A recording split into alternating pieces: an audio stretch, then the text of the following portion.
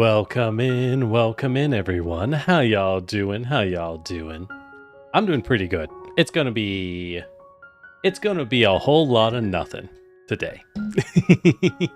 We're doing a work stream. Something I've been intending to try. For a while now, and just, we had so much in the pipe, we had to jam it clean. We had to clean it up. We had to do everything in order to get things done. Hey, y'all. Yeah, I know, work stream, right? And you might be wondering, what are we working on, Generic? Well, what you are working on? No idea. Not a clue. What I'm working on, is Pathfinder stuff. I'm working on some one-shots, and I'm working on a video script. I want to do these short little, class comedy videos, hopefully. That's what I'm thinking. It'd be like a good short form aside to my longer build videos and guides and stuff that are on my my RPG channel, Lord Generic RPG, #ad. But the problem is I haven't sat down and done it, and I'm like, I am never, because who wants to write scripts, right? I've done script work, not a lot. I've mostly acted in script work, but I haven't written it. But I know that writing scripts sucks, right? Which is why we are not going into script writing first. Which is why I am taking the coward's way out, and we're gonna finish making these gosh darn one-shots of mine. These gosh darn one-shots. Oh well. Oh, well, I'm glad you enjoy how I look. You can thank my mama, Reen the Artist, for that. She did a fantastic job designing and creating me, I gotta say. I provide a little bit of input, but most of it is definitely not me. Most of it ain't me. It is the creator, the true creator, who is the one. What am I trying to say? The one to praise? There we go. Words are hard. What can I say? Ooh, that reminds me. I had one thing I wanted to look up. All right, I'll do this in the meantime. Foundry. Where do you keep... where do they keep things? All right. Anyways. So,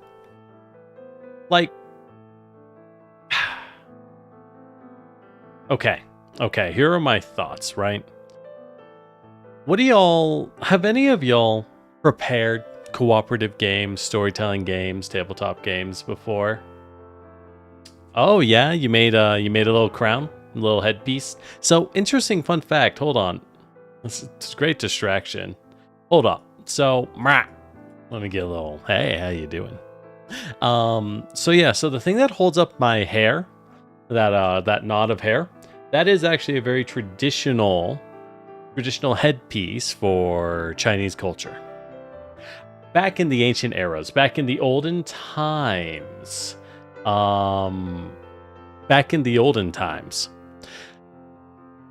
when a man came to be of age and was an adult, right? Came to be an adult. One thing you would do is at that point, you would no longer wear your hair loose. You see, having long hair was common. It was a sign of... Wow, as I cover my camera. Whoops. Yep. All right. What it was a sign of wealth. Because, you know why so many fellows in so many areas tend to have short hair, right? It's not because they necessarily look better with short hair, right? I look incredible with long hair. But the reason short hair becomes popular is because having really long hair as a laborer, as someone who works in a field, probably farms or builds things, isn't great, right? It gets in the way.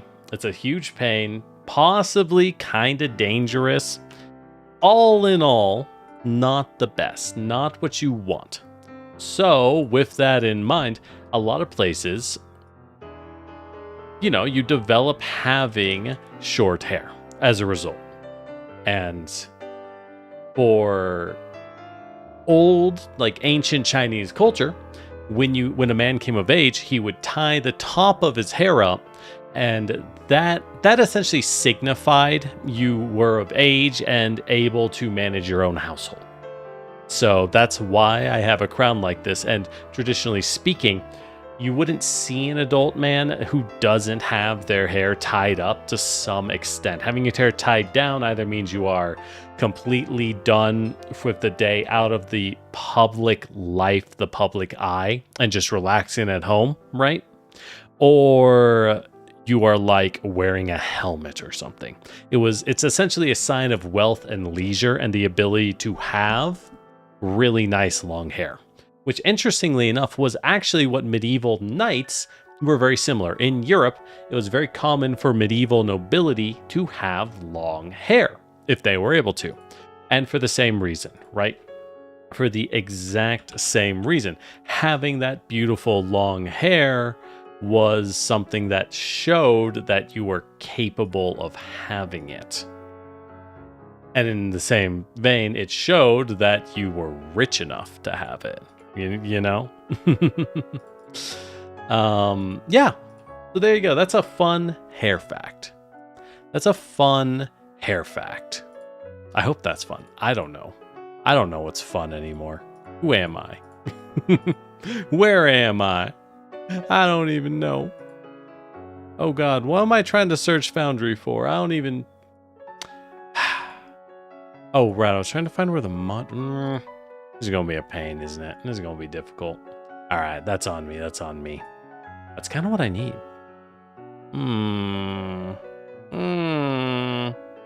Oh, well. Yeah, fun hair fact, but a long one. I see what you did there. I see what you did there. Now stop. Collaborate and listen. Ice is back with a brand new ambition. I don't know. No one cares about ice anymore. Who are we kidding? No one cares about vanilla ice anymore. Anyways. Yeah, so there's a fun fact. What were we talking about earlier? Oh, right. D&D, Pathfinder, tabletop RPGs, creating stories and cooperative storytelling adventures with your friends. I am a huge fan. I've been playing D&D for, God, over 2 decades. Very, very long time. Very long time. And there's been a lot of additions, a lot of versions, a lot to be said, good or bad, one way or the other. But despite all of that, at the end of the day, I always come back to it. I think it's something that's just a ton of fun. In general. Ton of fun for everyone. And with that said, I'm trying to buy time because I'm also fiddling with something. And it is being a real peach. Let me tell you, it's not. Let me rip the maps from you, module. Give it to me. Please. It doesn't want to. Now I have to look through folder structures, which I cannot show you. I cannot show you the folder structure of my computer. That is the that would be the stupidest idea imaginable. Maybe.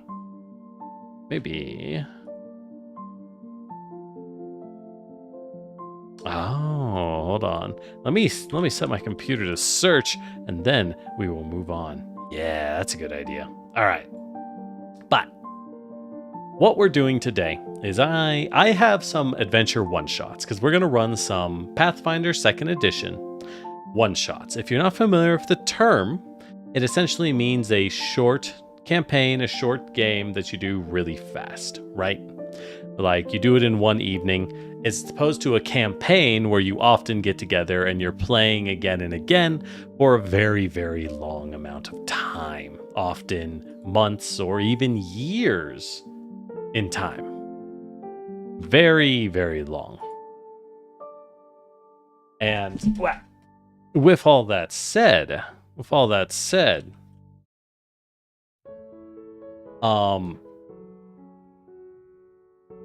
it's always a question. How do you do it? How do you run it? I think a lot of people shy away from running a D&D game or a Pathfinder game or a Gumshoe or Lancer or Call of Cthulhu, whatever game you're playing. It doesn't really matter what you pick. It really doesn't.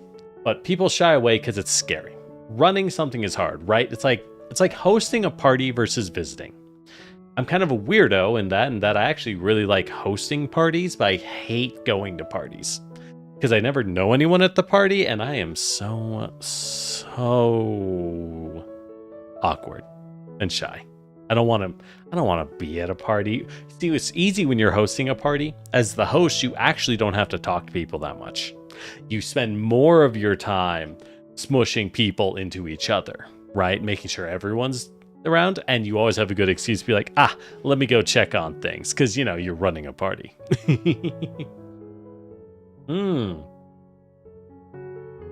Another fun hair fact. At some point in Japan, samurai shogun banned luxury items. They were jealous of regular people, and in turn, those people started to get hairpins made in the design of an earwax scoop. Huh. I mean, yeah, maybe. Elaborate and gold-styled earwax scoops became a luxury good. Yeah, because it was like a basic household good, so they're like, well, we can't fucking ban it. Oh, that's really funny. That is funny. Ear picks are made out of precious metals out of necessity. Yeah, right. That is, okay. I think we can all agree that is something which is in every way undeniable to all of history. No matter what's going on, no matter what you're doing,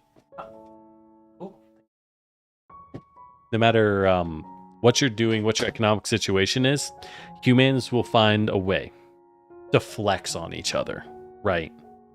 Humans will always find a way to flex. Even if you're all poor, you'll still find a way to flex. Just screw that guy. I'm going to be rich as fuck. Yo, I hate that guy. Well, how do you think he'll feel when I flex on him? Ooh! And they'll be like, oh, this fucking guy, I can't believe this.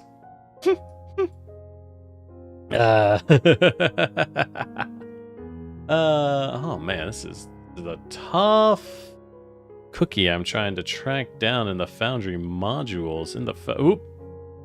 I don't know what I saved. Oop. Something is a habit, get like me. Look. The Longshanks have had it good for too long. Women's had 2 or 3 ear picks in the hair is necessity. A similar reason. Well, similar excuse. Did you know? Okay. So, you ever... Let me see if I can find one real fast. So, in like the 50s, 60s, 1950s, 1960s is the era I'm talking about, there were hat pins. Because a lot of people wore really nice hats, and especially a lot of women, like, honestly, and guys, 50s, 60s, that was a good time for hats, right? Good time for hats. Well, at the time in the era, many women started to wear hat pins, which were very large metal pins that, well, went in your hat, right? This is a perfect picture. Perfect. What am I working on? I'm doing some one-shot works. I gotta finish up some maps is the big thing. And I've been trying to find... I'll say it in a second. All right, so here's hats, right? Ignore the face. It's kind of whatever. Anyways, so like this is like a 1950s hat. It has a big old pin that holds the hat like brim up. For many women, this became popularized not because they liked the giant pin. Sure, it was in fashion, but the real reason was that at the time, this is like 1950s America, right?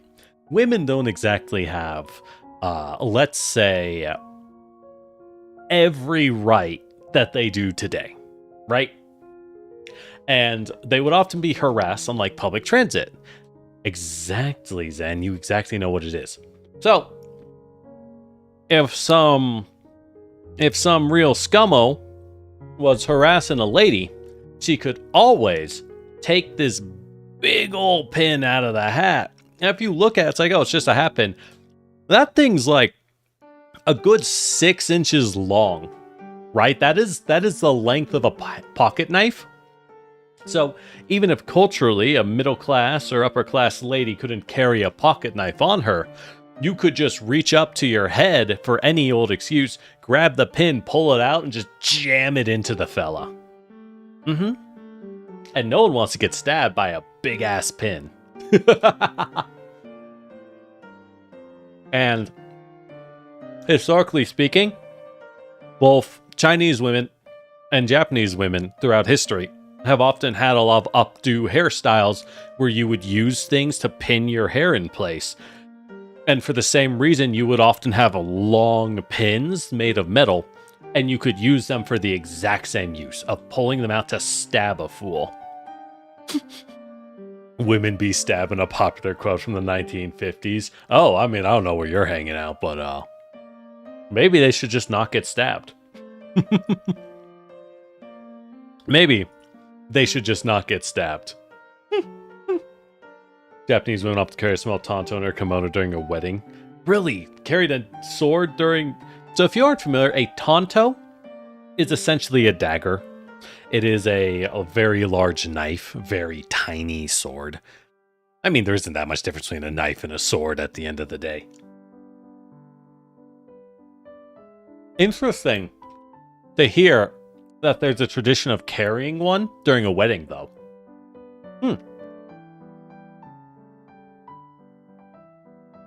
I wonder why. Like, you could say self-defense, but this is a wedding, right? Normally, I would expect self-defense to be the groom's job to call in the boys, right? Right. You got to invite the boys to the wedding so that if someone starts causing trouble, you can call on the boys. Oh, yeah. Thanks for dropping by, Zan. I also was given ice cream, so I'm about to be very distracted and do a very bad job of yapping. I don't regret it, though. We got, like, pistachios and strawberries on this ice cream.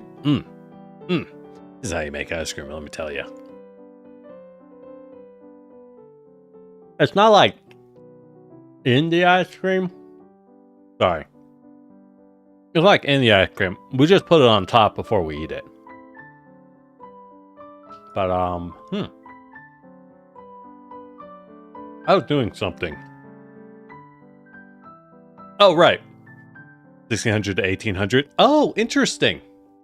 1600 to 1800. Huh. I think they had sword laws in that period. Well, did they? I only know about like a couple of their big revolutionary periods. I don't know. I don't know like general Japanese history that well. Interesting.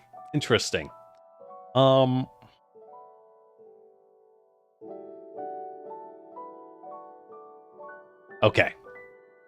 But, you know, beyond that, like, what else am I thinking? Oh, right. What am I working on Foundry? So, I was working on maps, right? I was going to do some map work on Foundry, and I need to set up maps for a one-shot, right? Set up a couple maps. I have the encounters mostly laid out. I have the fights laid out. If they engage in all of the fights, they will be there, right? They will be ready. But with that said, I need maps. And I was hoping that I had a few official adventure pass, a few of the official campaigns from the company that makes Pathfinder 2, and they're really good, right? Really good, great maps, and I was hoping to just steal them. But I don't think I can. I don't think they let me. 1600, 1800s, the Tokugawa shogunate. Okay. Yeah, they did have sword laws in the Tokugawa shogunate then, I believe. Because they didn't want non-samurai to have weapons.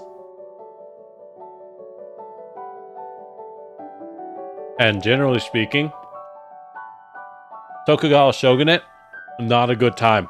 Not a good time for anyone who wasn't a samurai. Honestly, not even a good time for samurai. It was a lot more peaceful than the warring states before it. And because there was such an enforced peace, samurai were a social class that weren't allowed to own land, but they could own weapons, right? So, in theory, they had to find a noble to work for, like a rich dude to work for. And when there just isn't a lot of fighting going on, it's really hard to make a living as a samurai. Weapons and armor are expensive. Now, not owning land for them was a technicality. The Japanese social construct system to try and keep everything in check, very fascinating. Very fascinating. The short of it is that, at least from my understanding, I am not an expert.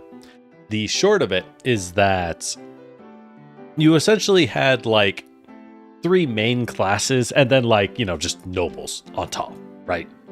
But you had the peasants, the merchants, and the samurai. Peasants were the only one of the 3. Only peasants were allowed to own land. So the farmers, in theory, owned the land. In reality, the noble owned the land, but like, what matters is that a merchant, even if he became rich off of his business, could not buy a bunch of farmland and become a landed noble, right? You couldn't try and start up your own territory as a merchant because you legally couldn't own land. Same with a samurai. A samurai was allowed to be armed. You were allowed to have the weapons and armor and sell your services, but you weren't allowed to own land or own a business. Only merchants could own businesses, and only samurai could own essentially the means of war. And the theory was that this would keep the groups separate, so none of them would gain enough power to overthrow the government. Anyways, it didn't really work out. But I applaud the attempt. What? Ice cream's gonna make this hard.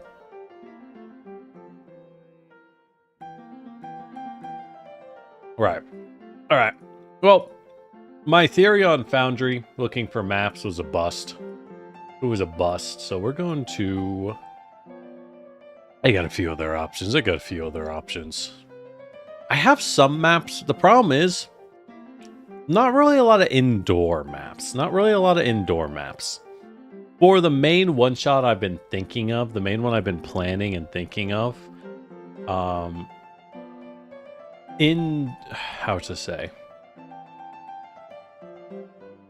indoor maps are what I'm going to need.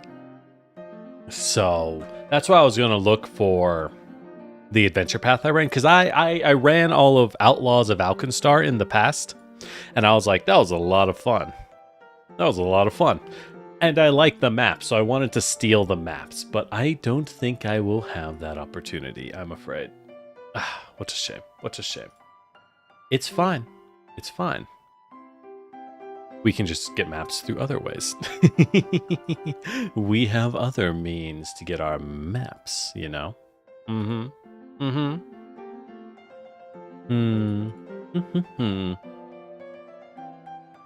Okay. Gotta check a couple things. Are these what I want?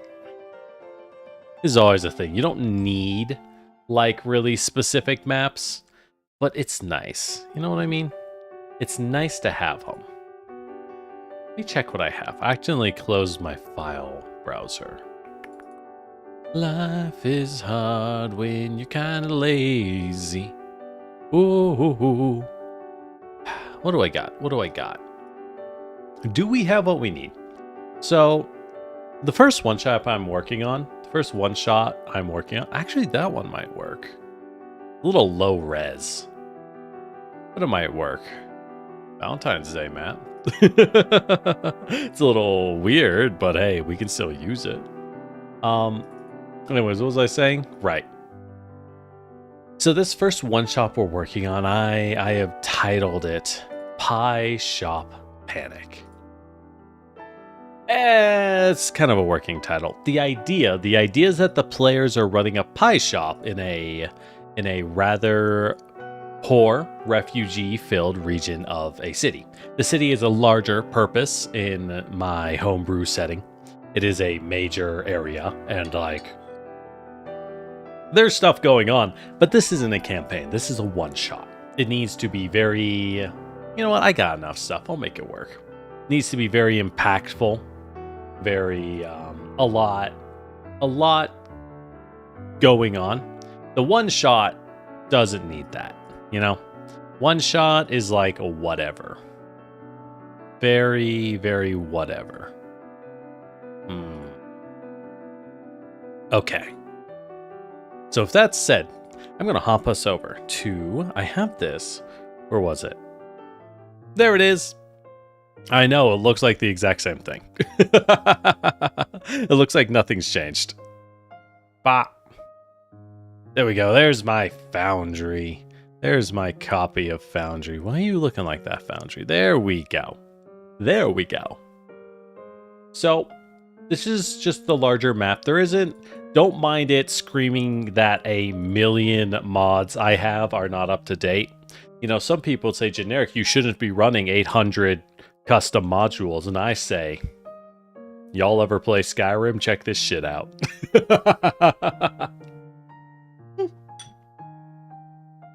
I'll run as many modules as I please. But yeah, so for this one shot, the idea is that the players are trying to run a pie shop. And the pie shop, while small, is something they're very proud of and does support the local refugee community. But nefarious villains have been harassing them and are attempting to gain control of the shop as part of their renovation plans to gentrify the region of the city and make a shitload of money. So, and when you're developing a game of Dungeons and Dragons or Pathfinder or what have you, all you really need is a vibe for your story. At the end of the day, some people get very concerned. They're very like, oh, I want to have every step planned out, every NPC, what happens. You don't need that. You don't need that. At the end of the day, the best thing you can do to prepare to run a game of D&D or to play in it is to go, ooh, that was really loud, Spoon. Is to go to your local community college and take some improv classes. Just take some acting improv classes. That's what you actually need. That's what helps you the most. But as a result, for running a game, you need to prep an encounter. Now, I could do an encounter on the fly, but it's better that we prep it. And outside of that, we're going to kind of run off of vibes. So, I'll make the fights work. But yeah, so basically, my story, my plot, is that at the start, they're being harassed by thugs in the shop. Assumably, a fight starts out because the thugs have the goal of essentially extorting more and more protection money out of the shop until eventually they can get their hands on the ownership of the shop itself and kick them out. From there, the party is going to have to talk to the people of the local area, figure out where the thugs' base is, go to the nightclub where the gang has their base, find a way into the nightclub, be that through the front door, although that might not be the easiest method, be it to climb up the roof or something they think of. What's important for me is that I don't think about it too much. I'm not going to think about it too much. It's on them. It's on the players to think about how they would get into a nightclub, right? And if none of them can think of it, then I guess they're stuck going in through the front door. And once they're in, they gotta figure out how to meet the gang's leader and ultimately, assumably, defeat them in what's probably a fight.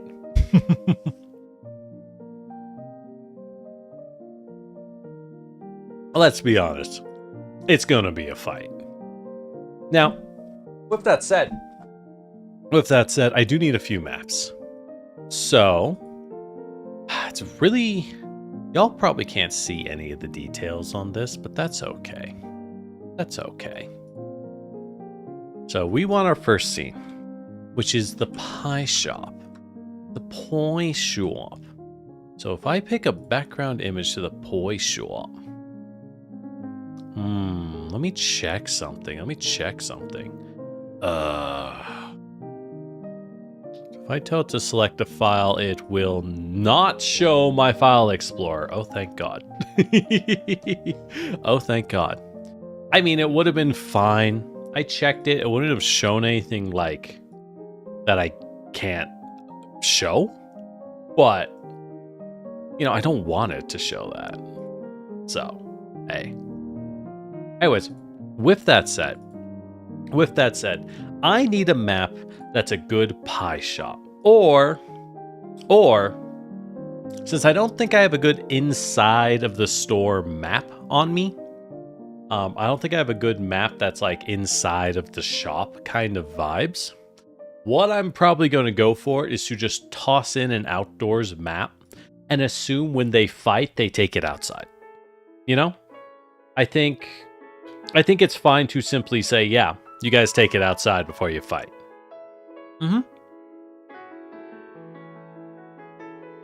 Easy enough. Where did I put my maps?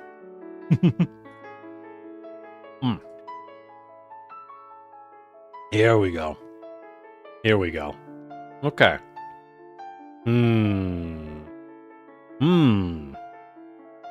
That's... What is this one? Hold on. Well, if I... Pie shop. Pa. With a P. The nightmare of every microphone. Oh, that's a cute little... We could use this. That would work. That would work well. Maybe. Let's, What other options do we got? Let's check what other options we got. Because I don't know what the players will be actually playing yet. I suspect one of them will be a gunslinger. Gunslingers are going to want kind of larger maps. It might be a little difficult for them. Well, not every map's going to be big, right? Unfortunately, that is the nature of indoors maps, you know? They're small. Very, very small. Because the other option I would have that I'd be leaning to... God. Oh, it's so low res. It's like an outdoor alleyway. It works. It's just ugly. I don't even know where I got this, to be honest.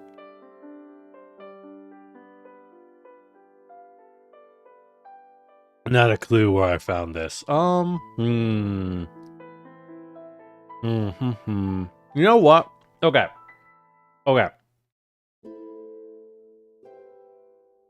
Alright.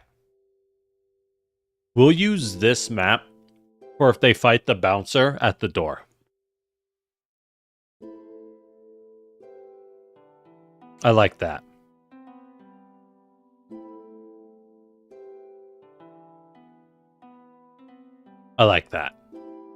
We use this map for finding the bouncer at the door. And we will...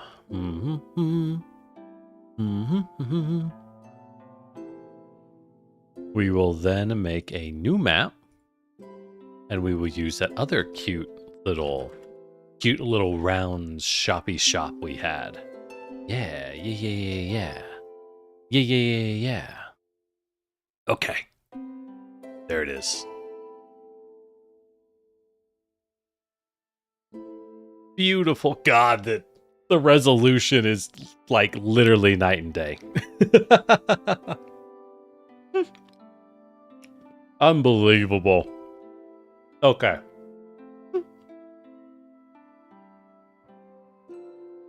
Because yeah, the players can start on one side, enemies can start on the outside. And what's key is that the door here faces the bad guys. That means I can have reinforcements come in. Because I was thinking, oh, hey, Peril. I was thinking most of my encounters for this one shot would be moderate. But that's on me, right? That's me thinking it. All my players will be new. So I should ramp into moderate, but we should start with a low difficulty encounter, right?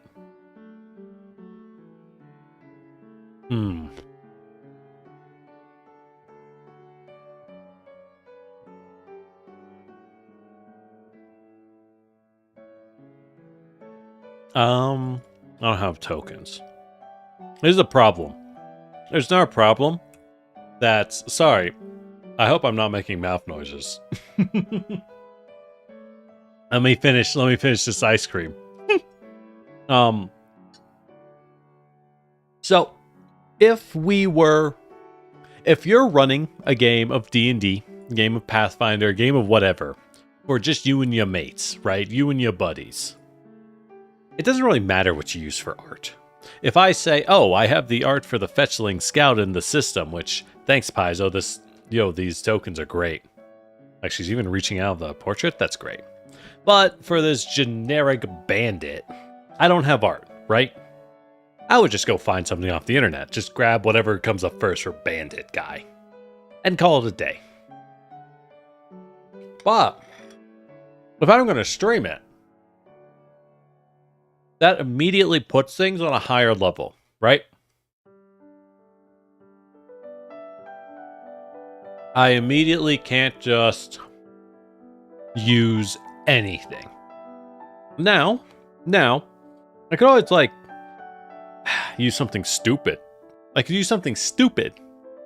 But it's important that I don't, like, swipe someone's real art.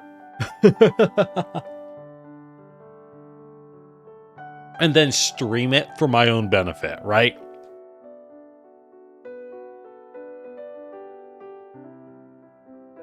Because if you use art you found online just for, like, your character token when you're just playing with friends, it doesn't matter. 3, maybe 5 people are going to see that ever, right? It doesn't matter. But when I use this outside of this, then it does. So, need to take some time to learn to run Pathfinder and Foundry. Oh yeah. Don't run Pathfinder and Roll20. 1, it's way more expensive. Because Foundry costs $50, I think. Last time I checked, back when I got it.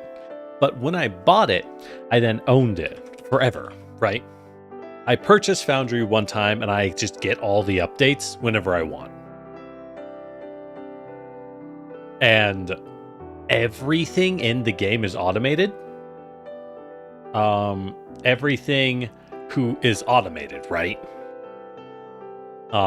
Including all the content due entirely to volunteer work on Foundry.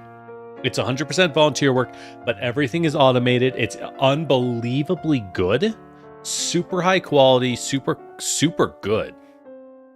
And it just kind of rules.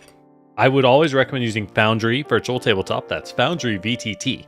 For anyone wanting to run Pathfinder 2nd Edition. Or Lancer. If you want to play Lancer, you should also use Foundry. You end up saving a lot of money in the long run. Let me see. Yeah. So looking at Roll20. Oh my god. Yeah. If you want the base Pathfinder rules to be automated in your Roll20 game, it costs you $100 to buy all the basic books. If you play Foundry, you buy 0 books. You just have everything from every book ever. Makes sense to me.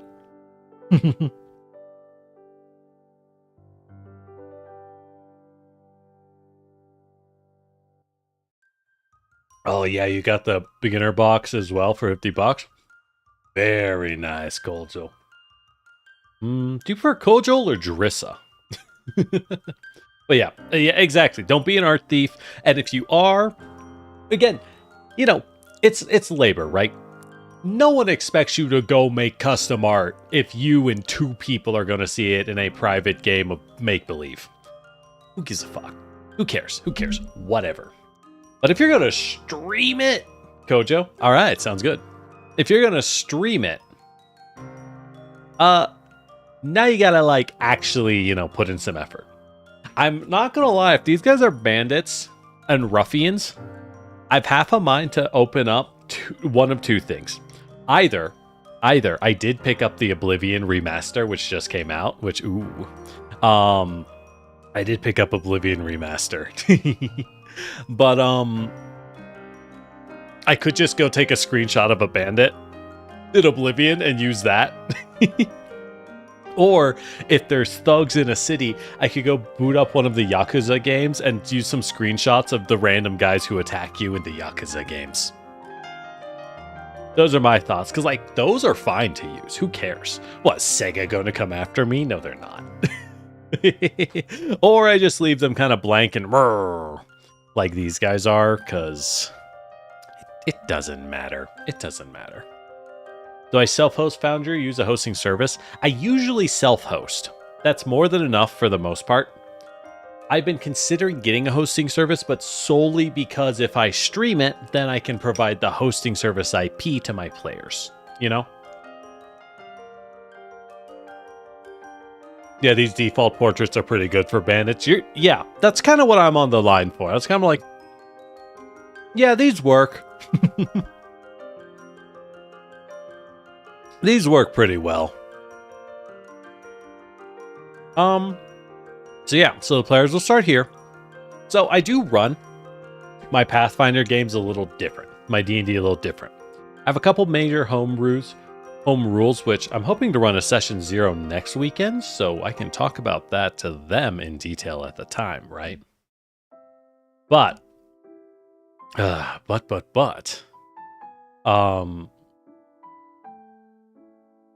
my first homebrew rule, my personal house rule, is for me, for the most part, players do non-lethal damage by default to other sentient beings.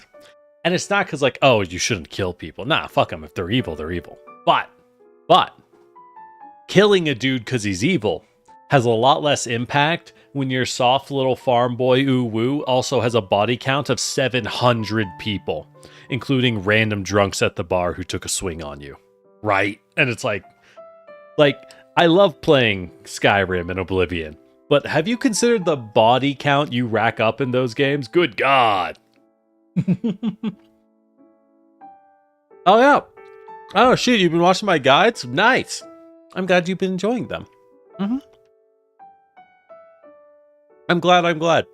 I'm trying to get faster at making those. I'm so slow. I put out very little, but it's a hobby, right? and part of that is trying to make them good, right? I mean, you can put out slop, but I don't want to put out slop.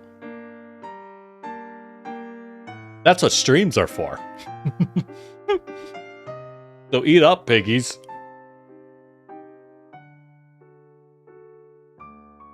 But I also honestly take a lot of how I like to run games from more tactical war games like Lancer. So, like, for example, rather than just... Where's my drawing tool? Draw rectangle. So rather than just say, all right, a fight starts, The player is up at the table and this guy's next to you and this guy's here. Fight, right? Because that can be really disadvantageous for different groups. I prefer to do it as a more wargame style to say, all right, this box up here, this is the player deployment zone, and this down here is the enemy deployment zone. And I'll let the players shuffle themselves as they want before combat. And then once they deploy, we can deploy the enemies or vice versa, depending on who's the attacker and who's the defender.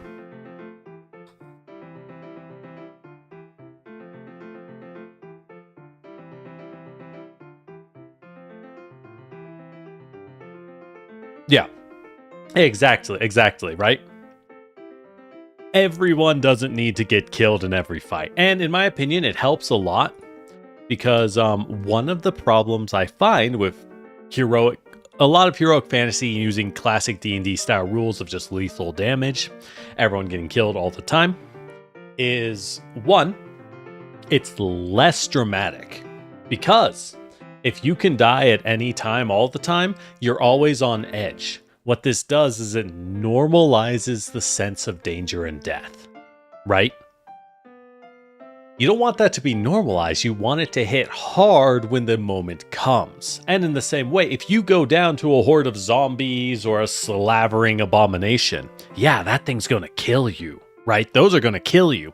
But if you get jumped by thugs who are sending a warning, it's more interesting narratively for either them to beat the shit out of you and go, yeah, that's what I thought, and rob you, and you're like, I'm gonna get those guys, right? You're the bloodied up hero, like, oh, I'm those fucking punks. Or you beat them up, and because they're not all dead, you can shake them down and be like, who do you work for? You know, you can pull a Batman interrogation. And I think both ends of that is more interesting narratively and for the players. And third addendum, villains who survive fights can come back, right?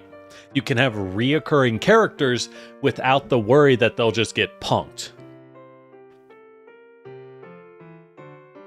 Exactly. Lets the players run out their Batman fantasies, and that's important. Giving players appropriate times to be dramatic or threaten people or let a little bit of the murder hobo out or a little bit of the investigator out helps vent that energy. It helps let them know now's the time to do this and then later's the time to act otherwise.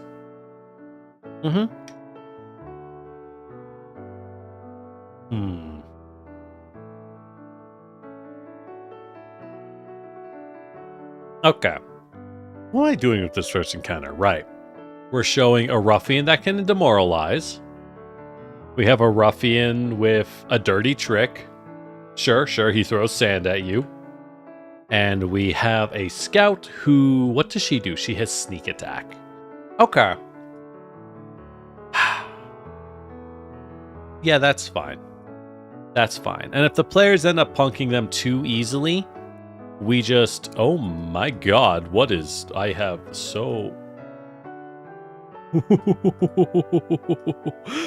I don't know half the mods I set up. I'm not going to lie. I have too many mods. But they're kind of useful, though. I can spin them around really easily. But then we unstealth these goblins and trickle one or two of them in as just weak little goblins to...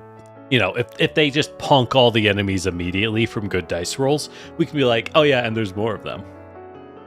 Oh, how you doing, Quandale Dingle Jaquavius Jr. the Third?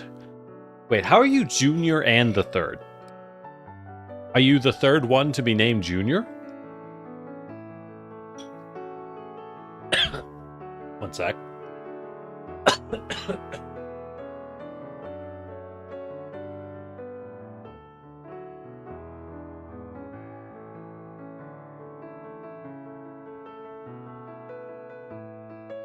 Don't talk like a dumbass while eating melting ice cream, kids. That. There's 3 juniors. I like to imagine that you aren't the third generation of juniors. I like to imagine that your parents have 3 kids and have given each of them the exact same name. like your father is Quandale Dingus Jaquarvius and has named every single kid Quandale Dingle Jaquarvius. just to be the worst parent ever.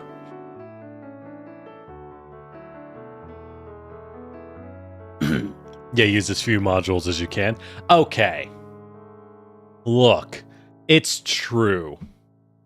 It's true. You should use as few modules as you can. Don't be like me with 106 active modules. I swear, I mean to go and clean them. But like, who's got the time? Who's got the time? Am I right, buddies? It's funny. Don't worry about it. Don't worry about it. I could probably cut a few of these out. Realistically, I'm very old school. I grew up playing AD&D. I'm talking 2nd edition Advanced Dungeons and Dragons, baby. So personally, I don't value automation that highly.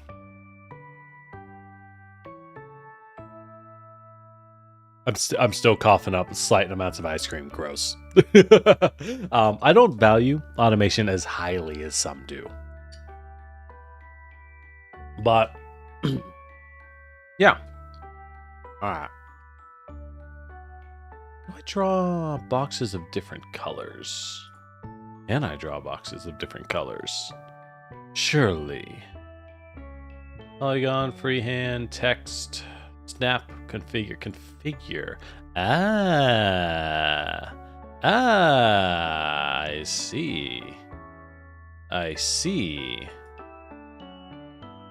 Delete selected drawing. How do I select a drawing? There we go. Boop. See, and half these mods are just so gosh darn useful. That's not what I wanted. So gosh darn useful. How am I to deny them? How am I to deny them? That's right, I can't. That. Sorry, I'm being sorts of gross today. I'm being just all sorts of gross today. Blech. Maybe I should stop eating ice cream while yapping. Nah, we're not doing that. Alright, so that's one scene down. See, we're already making progress. Alright, so if we fight in the nightclub, this is a fight I honestly want to do. Because this will introduce poison and bleed mechanics. Because I'm trying to introduce mechanics, right?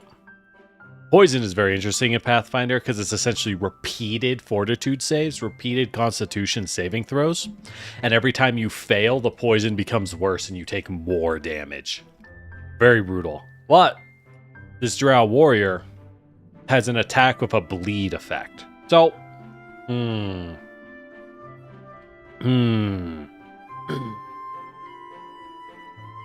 So, with that said, it might be too much to do poison and bleed in the same fight. You know what? Actually, yeah, let's move the goblins to the club fight. That makes a lot more sense to me. Yeah. I guess, where do we move the centipedes? Where do we even move the centipedes to? I also have some kobolds we could use. Should I use the kobolds or the goblins? Where are the stat differences? I mean, they both suck. Ah! Screw you, Monster Maker. I don't need you right now. Oh, I see. The goblins are much better at actually fighting than the kobolds are, but lack the abilities. That makes sense. We'll use the goblins. They're nice and simple.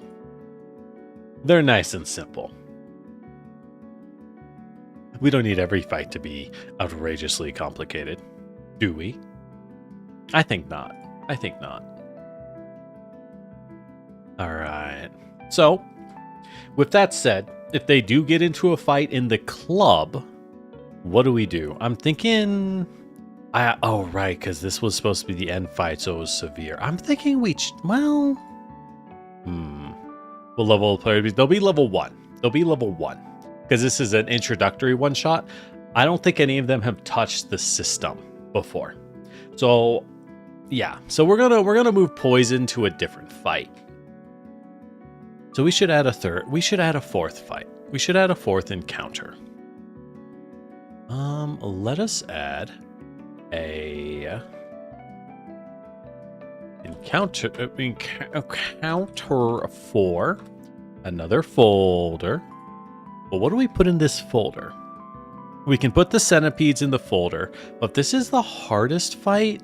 I'm a bit loath to put in the centipedes, so I'm thinking we use the kobolds as fillers for the final fight. Exactly, we are teaching them Pathfinder. That is the goal. That is the goal. Why am I rolling my own instead of the beginner's box? Because I just like that.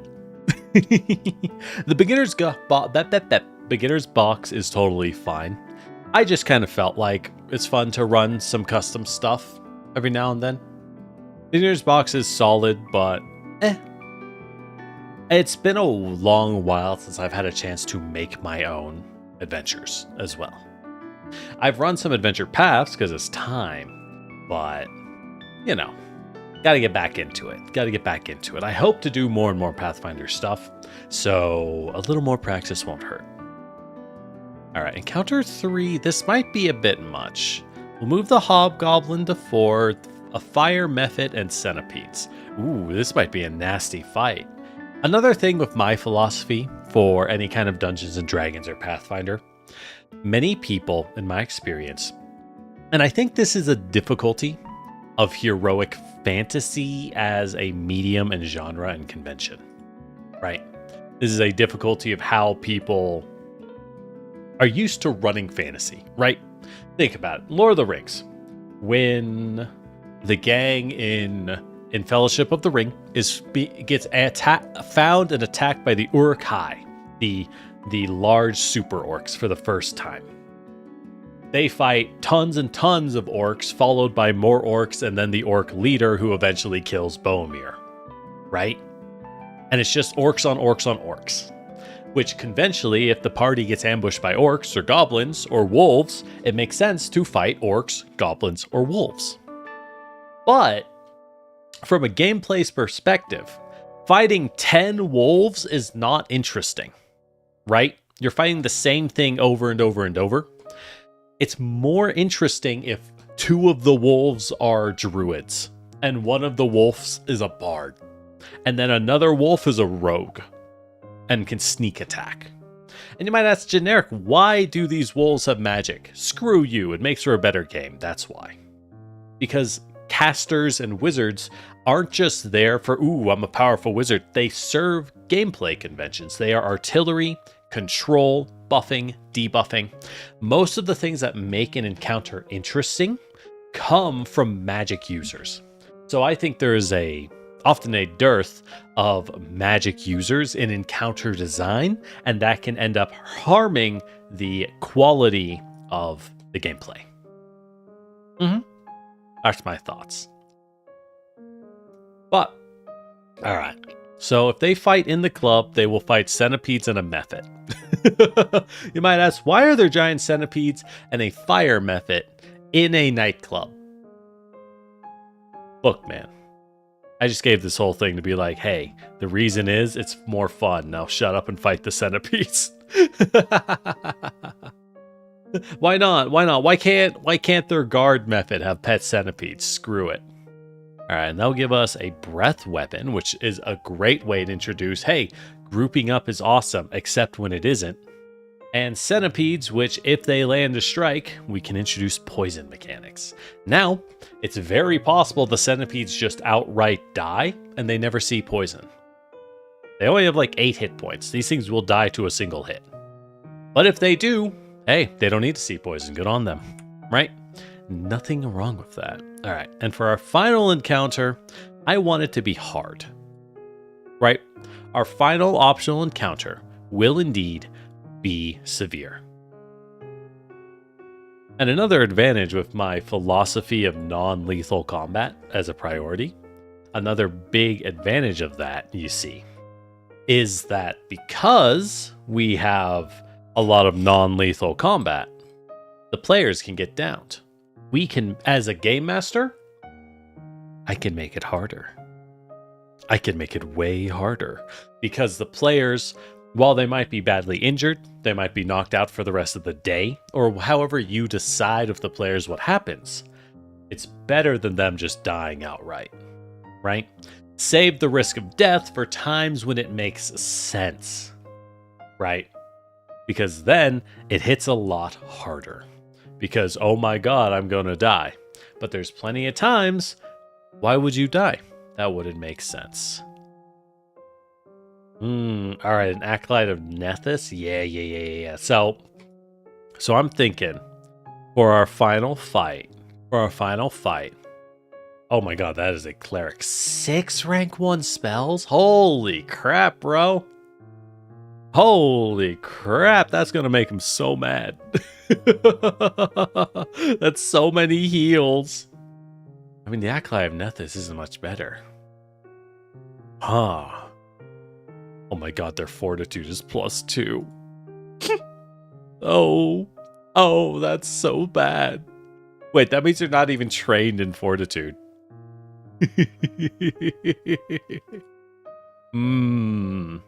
Alright, when they fight the gang leader and his mysterious partner who will definitely kill him when they lose. How do we handle that? That's a tough question. Cry of Destruction might be kind of spicy. The Acolyte of Nethys is a lot more powerful. And that is interesting. You're watching My House? What is that? I'm unfamiliar. Weapon Surge. Uses Iomede's weapon, which is a longsword. Nah, I think we do the Nethys Acolyte for our base. Ooh, what's the Pharasma Acolyte? Create Water and Mending. Healer's Blessing. We don't need that. Do we have any monsters we could use? No, I think at level 1, our best casters are going to be the caster NPCs. Oh, I wish NPC Guide was out. Wait, is it? No, well, I know it's out, but is it on Foundry? Surely it's not. I mean, I hope. Yo, if I can get Foundry integration, that might blow this whole thing wide open. It is. Oh, I'm going to buy that right now. I'm going to buy that right now. Oh boy. Okay. Because if that gives me art for half of these characters, it just solves all my problems. $20 worth. $20 worth. Now the question is, how do I get this to work on Foundry again? I don't remember. Don't recall. I think we get like a key we have to use or something like that. It's been so long. It's been a very long time since I've actually done anything. So it's hard to say.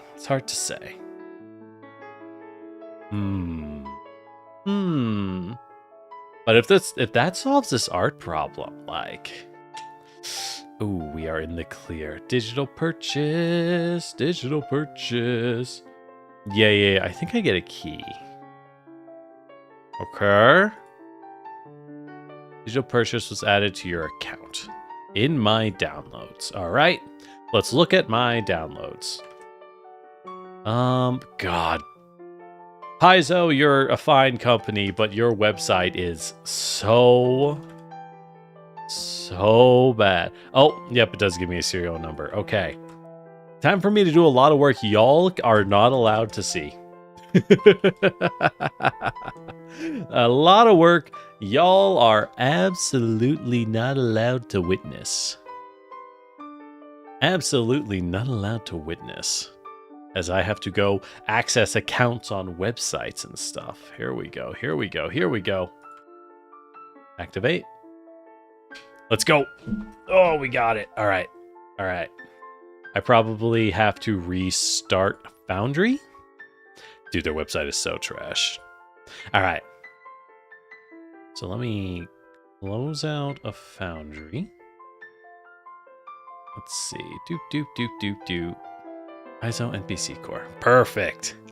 Perfect. I love spending money. Yippee. Yippee.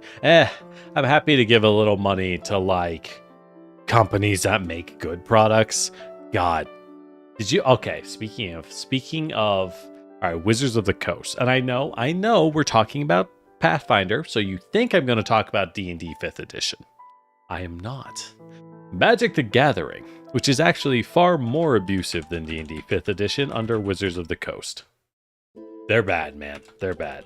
But, well, I guess it's not fair to say under Wizards of the Coast, because it exists solely because of Wizards of the Coast, right? Either way. Either way. NPC core.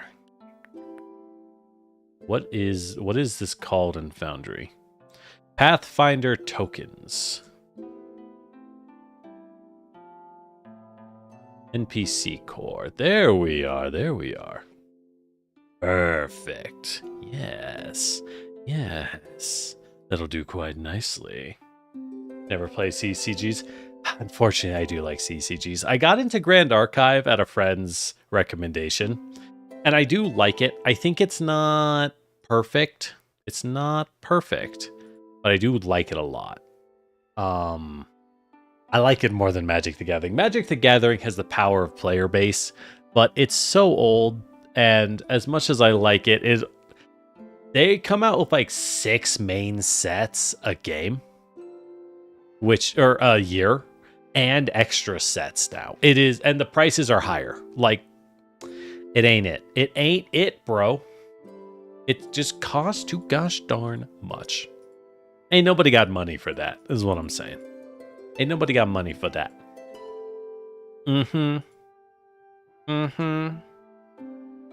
All right. Where are my NPC? Save module. Save module. There we go. There we go. All right. All right. Beautiful. Beautiful. Now I can bring it back. As you see 1,000 mods scream that they're unmaintained, and I'm just gonna ignore them. Oh, some dad comes in with a 10-year-old for card game. Okay. Well, card games aren't the worst hobby to give to a young kid. They're really not.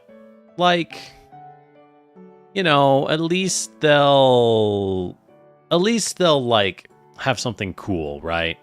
Card games are cool. Yeah, it's not perfect, but it's definitely not perfect. But oh well. It's There's certainly worse things you could be forcing on your kid. There's certainly worse things they could bring their kid to do. All right. We got no art for the Acolyte of Nethys, butts. The Acolyte of Iomedae has art. The Acolyte of Abadar has art. Oh, yo. Yo, bro's kind of dripped out. Wait, hold up. I knew the God of Commerce knew what was going on. Usually the kids forcing the parents to take him to the stores. Yeah. It's Acolyte of Iomedae. See, now we gotta look at the fun art. Oh, she looks cool. Shame she's a cloistered cleric using a longsword. That must be rough, girl. Yo, your build sucks, girly. All right. So, what were we gonna use again? Ooh, what's the bodyguard stat block? Hey, yo, I love that he has glasses, unironically. Just like, yeah, why wouldn't a bodyguard have glasses? That's one of those little things you don't notice until you see it and you're kind of like, oh yeah, why not? You know what I mean? Like, yeah, I guess. So we could introduce a bodyguard and a caster for the final encounter. That would be an interesting one because the bodyguard is so like, no, you can't go for the caster. I will beat you up. Which might be very scary for the players. Or we use this hobgoblin soldier we had. We use this angry little hobgoblin soldier. He's a lot weaker. But his defenses are huge, and if we abuse his shield block, the players are going to be like, what the fuck? And I do want to kind of introduce how good shield block is. Yeah. Thank you for dropping by, Kojo.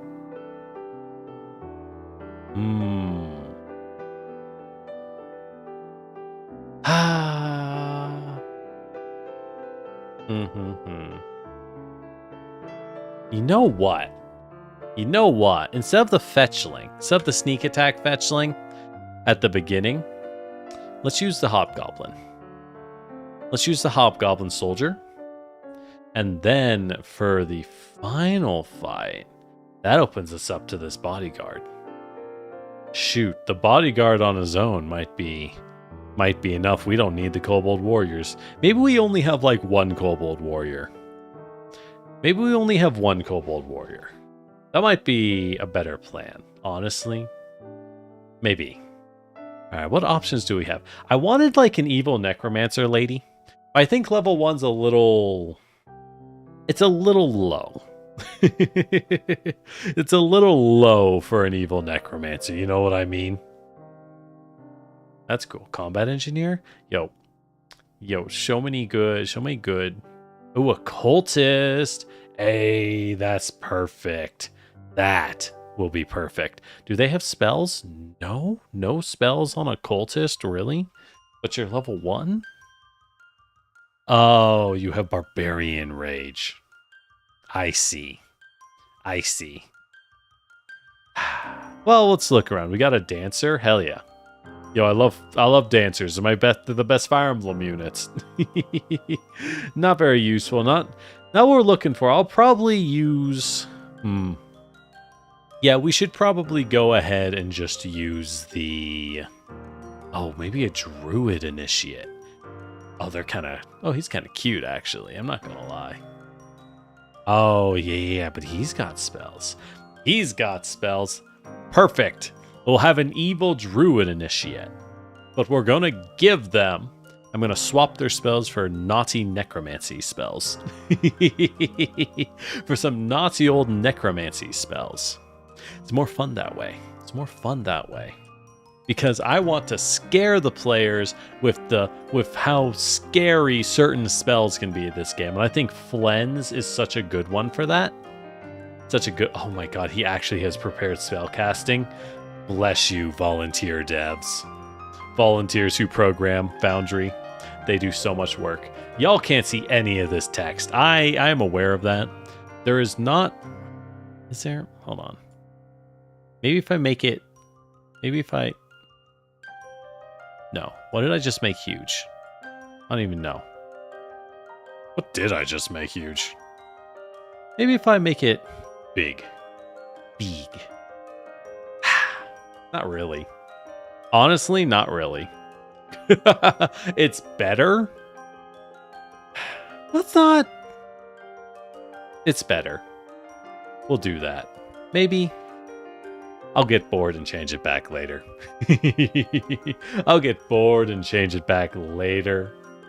Don't worry about it.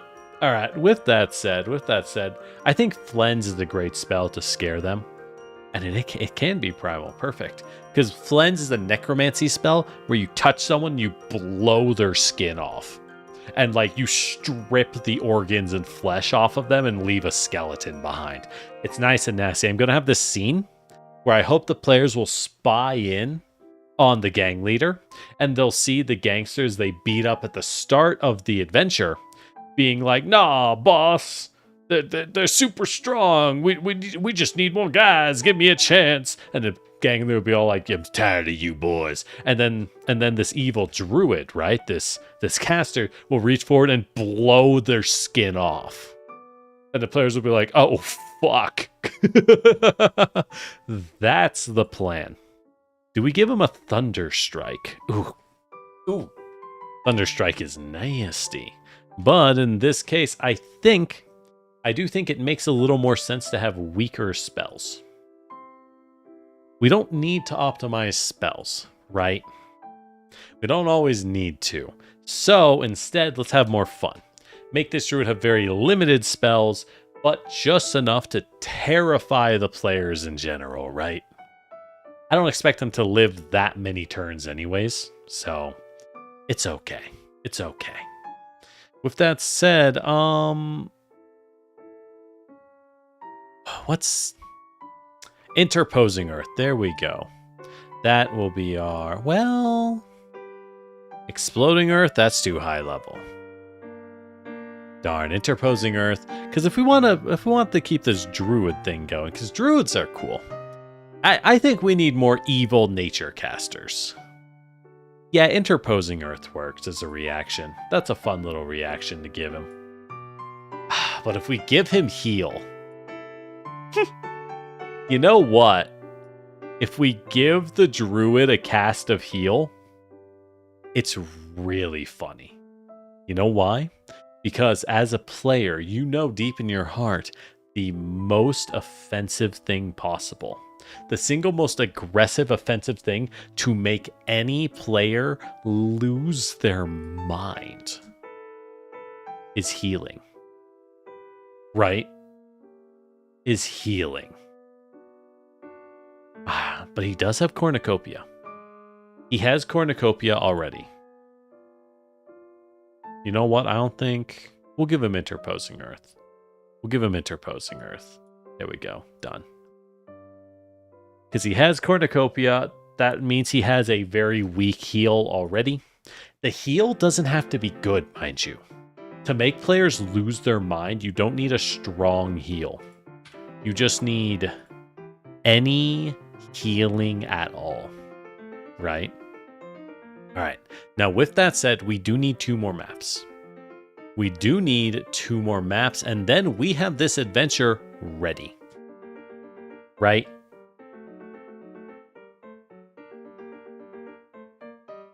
And then we have the adventure ready. That's a shame. Because I know in Alkenstar, the Outlaws of Alkenstar, I had some maps that I was planning to use once I got my hands on them. But if we don't get our hands on them, we can't use them. I gotta get more... I have a lot of outdoor maps. I don't have a lot of indoor maps is my issue. Because I just kind of randomly collect maps people post every once in a while. I'm like, oh yeah, that's good. I'll keep that. Yo, I'll keep that one. Yo, I'll keep that other one too. But with that said, I need a few more. I need more indoor maps, you know? Mm-hmm. You use the cathedral for the nightclub fight? That makes no sense. That makes no sense. What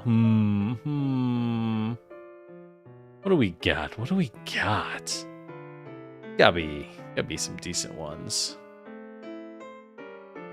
Roadside Inn? I could use a roadside inn. Warehouse? Ooh, a warehouse. That's not a bad idea. That's not a bad idea at all. Warehouses can be nightclubs. Warehouses are great spots for nightclubs, in fact. Think about it. Think about it. Yeah, a lot of cover. We have clear lines of movement and lines of sight. I like this. I like this.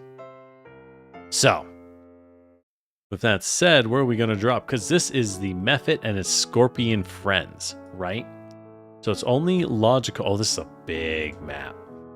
Oh, this is a big map. So actually, if they ambush the players, right? We put a Scorpion on each side in the boxes. And a Mephit. Can this guy fly? I'm pretty sure he can fly. Where's his move speeds? It's here somewhere. It's here somewhere. Oh, he can fly. Oh, yeah. Oh, yeah. This is going to be annoying. This is going to be annoying. So they're going to deploy like this. They're going to deploy like this. And we're going... Oh, that's not what I wanted. That's not what I wanted. We got to draw a deployment zone for our lovely little players. Our lovely little players. And then we'll just reuse this map for the next one. We'll just reuse this map for the next one. Am I going to bother between red and green every time? No, I don't think I will. So our players can spawn behind these boxes. These guys will spawn at these boxes, and the players don't know where they'll be, right? They'll be using stealth. The players don't know where they'll be. Can these things stealth? They can stealth. Let's go. Stealth initiatives. Introducing new mechanics every day. And this guy's just going to watch. Excellent. Excellent. Oh, it's all coming together. It's all coming together. And with that in mind, we then make... In theory, I could just reuse this map. I don't need to redo things. And we'll just fight here. This big area. Well, with the scene in my head, I think I should use a new map. So we could actually move this around a little. What was the scene in my head?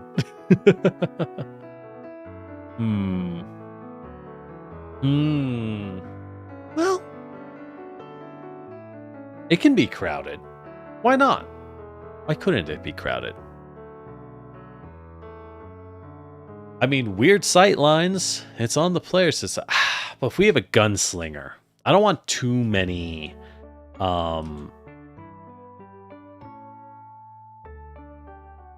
We'll name the scene "The Boss's Crib." Yeah, if we have a gunslinger, I don't want their first adventure to be back to back to back, tiny, cramped sight lines, right? And that is a reality a gunslinger has to deal with. But practically speaking, we have to recognize that it really, really sucks. Really, really sucks for the gunslinger, especially early game when they still lack a good way to fight it. You know what I mean? Good way around it. The ability to fight it. We just use a roadside inn. That seems good. Oops. That wasn't what I needed. That wasn't what I needed. Alright. The Boss's Crib. If we're using this, we could just use it for... What? Why am I not using the inn for their pie shop? God damn it. This is the Boss's Crib. Ah, the small circular arena. Ah!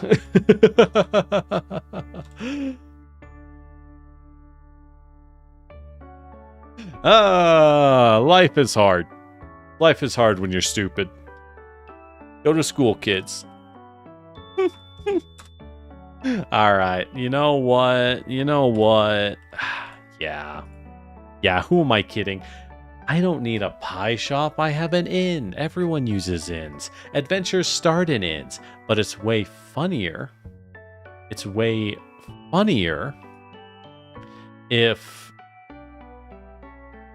the ruffians start in the inn, but the adventurers don't meet in the tavern, they run the tavern, which is a pie shop. Could be a tavern. Who cares? Who cares? Right? Whatever. Anyways. Alright, so let's draw out their initial deployment zone. They can deploy anywhere in the kitchen or the counter. Yes, it all makes sense. And that lets them kind of decide where they want to go based on their character and the situation at hand. It helps give your players a little more sense of control. And in my opinion and experience, a sense of control helps to keep them engaged. You know? A sense of control helps to keep them engaged. All right. So the players will spawn on the bottom, bad guys on the top.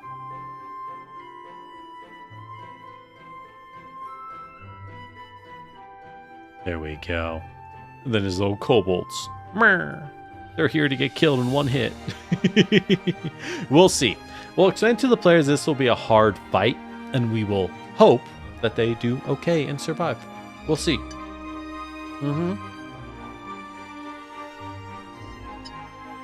All right. I feel good about this. I feel pretty good about this. You know what? We'll be on this side. All right. So make sure to hide your monsters so when you spawn in, it's a lot easier. Otherwise, things will be a mess, you know. Otherwise, things will be a mess. Speaking of which, let's hide the boss's cribs monsters. We will unhide them at the moment that's appropriate. The moment that's appropriate. One thing to remember, if you ever struggle if your players attacking enemies when you're like, hold on, I'm reading a description or running into shit, just don't let them. I'm serious. Just don't let them. It sounds a little like, oh, I would simply not. But like, no, seriously. Just be like, you don't see him. Right? Like, no. You don't get to attack.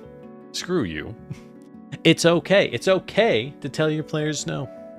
All right. Pie shop panic. Adventure done. All right. Do it. But, I may have enough players for a second one shot. As I drop my headphones on myself. As I drop my gosh darn headphones on myself. Oh, whoops. Okay. With that said, I may have enough players for a second one shot. If that's the case, because especially for teaching players, I think I had like 6 people, 6-ish people, right? That is too many people. In my opinion, in my humble opinion, that is too many people. Well, I would argue 6 is the upper limit of acceptable. But you have any more than that, and frankly, it falls apart. It's just not going to be a good time. You know what I mean?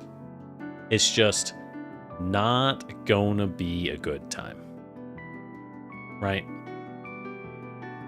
So, with all that said, we'll aim for 4. And if we have enough people who can make the time slots that I'll be running this in, I could just run a second one, right? So let's set up a second one shot. This is one that I've been thinking on called Bog Witch, right? The idea is that in this adventure, the players are running. The players live in a plucky, small, rural town. And this town has come under a terrible sickness, and their families have fallen ill. So, in order to save the town, they have to venture out into the swamps and talk to the fabled Bog Witch, who is rumored can brew incredible medicines at a terrible price. They won't be fighting a hag or any old witch woman or something like that, but rather simply getting to this Bog Witch will be quite difficult. And that is where the adventure ends. It is a forest and swamp themed adventure. And once they reach the witch, they must not pass a test, but rather get ingredients from a dangerous and strange place. That's the idea. That's the thoughts. So with that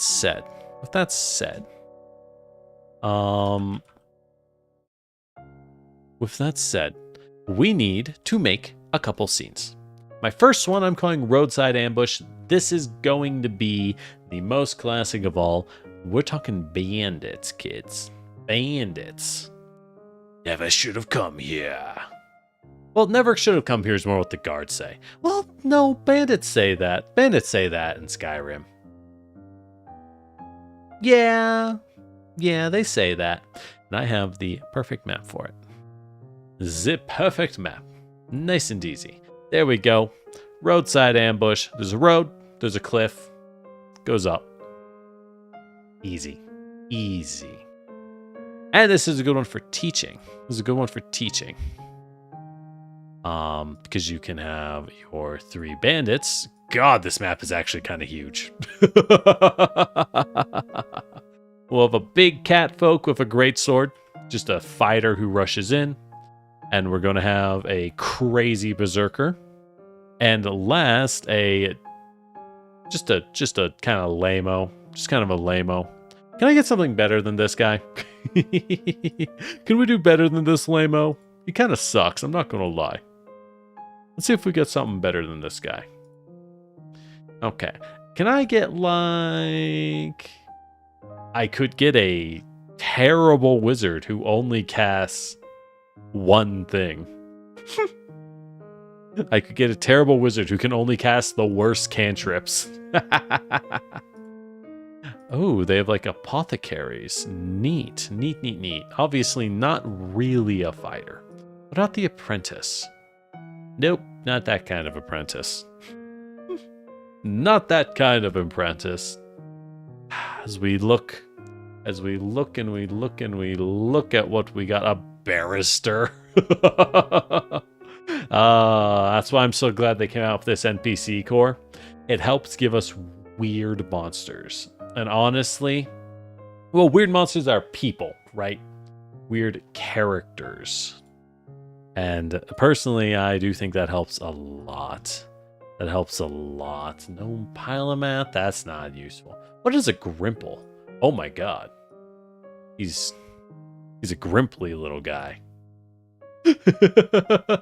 Oh, he throws rocks. And he vomits. Ugh. And he casts grease? Oh my god, he's perfect. Sorry, bandit disciple. Looks like your old hat. The bandit disciple is over. The age of the Grimple is... Oh my god, he's tiny. The age of the Grimple is upon us. These guys are heavily melee, right? Heavily melee. Would they ambush on a cliffside? They were in the bushes, hiding. It's fine. It's fine. Remember, as long as the fight's memorable, it doesn't have to be hard. We can make fights easy. We just want it to matter. Oh, and I need the sickness. Hold on. Down with the sickness.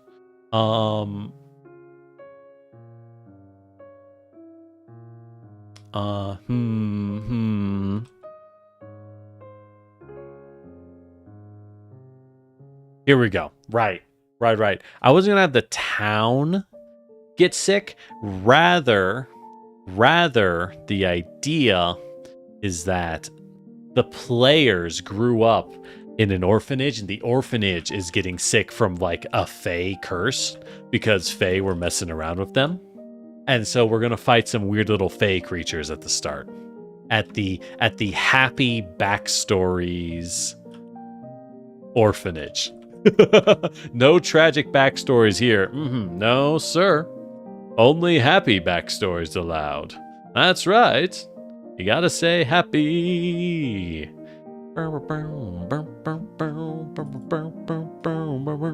Because I'm happy. Let's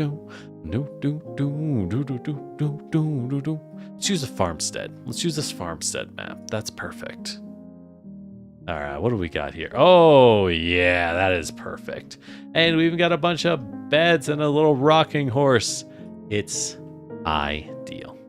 That's a large size spider. No, I'm just zoomed in really hard. I've just zoomed in super hard. All right, so we got some tooth fairies as evil fae that explode in a burst of plaque when they're killed. Nice little weird guys that pull your teeth out. And a dream spider. This will introduces this group of players to basic poison mechanics. So I think that'll work out well. I do declare, I believe this will work out well. Where do we put the dream spider? These tiles don't quite line up. Let's change the sizing. Let us change our sizing so that our tiles actually line up. Okay. So tiles, where is that grid? About 90 pixels. Shift. Yeah, that works better. Close enough. Close enough. As the kids are being harassed by fairies. And a big old spider, like, sitting above them. We actually want to put a fairy out here. We want the spider in the back so it gets a chance to, like, take an action. It's fine if one of the fairies eats it immediately.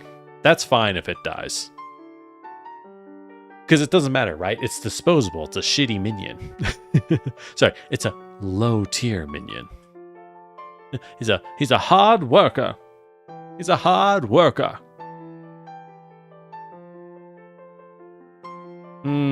What do we call a swamp map? Swamp, dank swamps. Dank swamp it. Why? No, it can just be called a dank swamp. Using like the actual term for dank. It's a dank swamp. No, really, it's actually a dank swamp. Yeah, that works. That works. Do they want to get ambushed in a forest or a swamp? Do I even have a good swamp map? I mean, I should get some swamp maps. If I don't have a good swamp map, that tells me what I need to get my hands on. That tells me what I need to get my hands on. Yeah, we could do a little better. Could do a little better.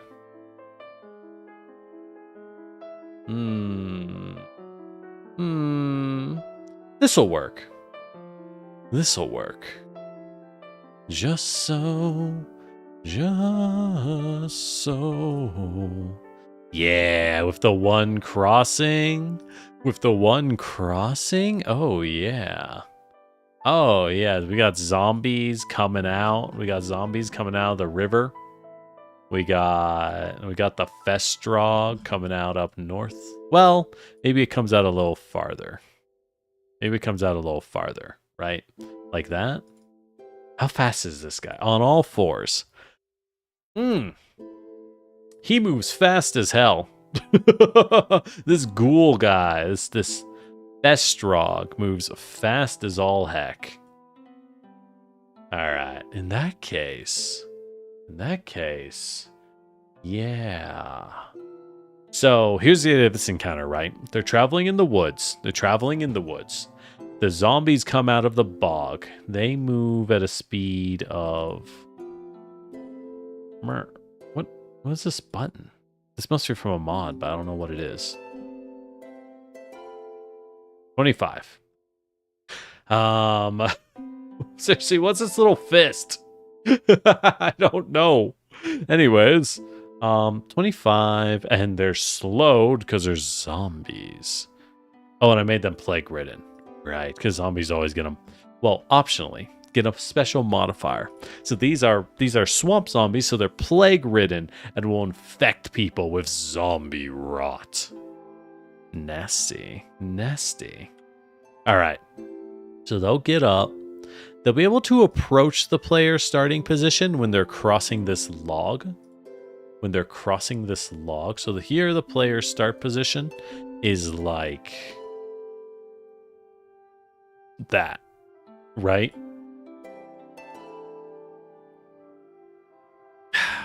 Do I want it? No. Let's move it, because they won't know where the zombies come from, right? They won't know how to deploy themselves. So we will actually make their starting position. No. No, absolutely not. More like this. There we go. Still have the crossing, but in this case, they have a little more room to back up. Never put your players on the edge of the map or right up against a wall for an encounter. How can they kite back? How can they reposition and maneuver? All you've done is force them into just smashing their face into the enemy. If you want your players to take the lesson that they should just lock in 4 fighters or barbarians or champions, that's how you teach them, right? All paladin, all champion, all fighter and barbarian. Because why play a wizard? Why play a ranger in a map or in a game where you just are thrown into the pit? Important lessons.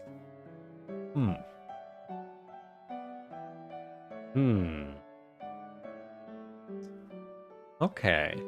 Yeah. So the whole point of this encounter, in theory, is that the zombies are going to rush in, grab the players. They won't even attack. They won't even try to attack. They'll just try to grab the player, and they'll be like, I've been grabbed. And then the Festrog, this ghoul, is going to sprint at them, and they'll be like, what the hell? Just sprint at them, bite down, gonna sprint in, because like, look at this. Oh my god, he's so gross. He's gonna sprint in and bite into them and then start feasting on them. And they're gonna be like, oh my god, help me.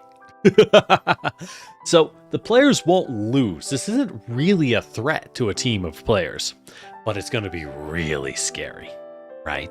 It's gonna be real scary, and that is what I like to see. That is what I like to see. All right.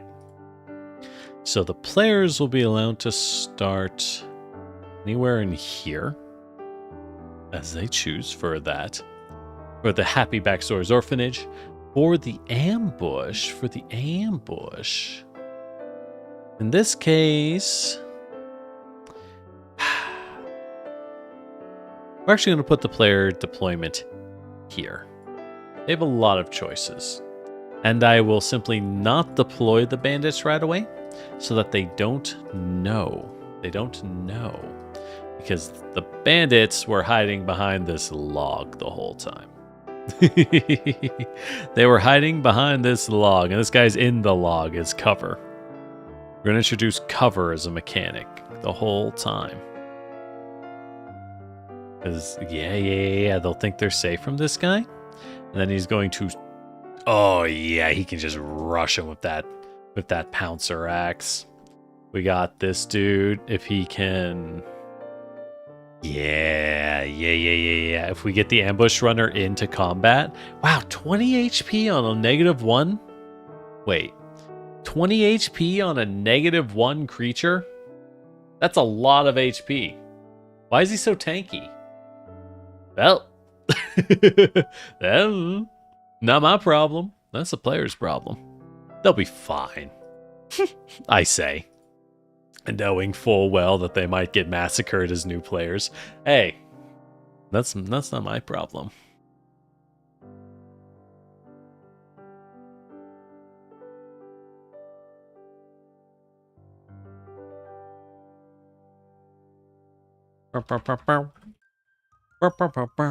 We'll name this final scene The Grass from Out of Space, because I'm using a fun homebrew monster from the Leshy Compendium. A homebrewed Leshy Compendium.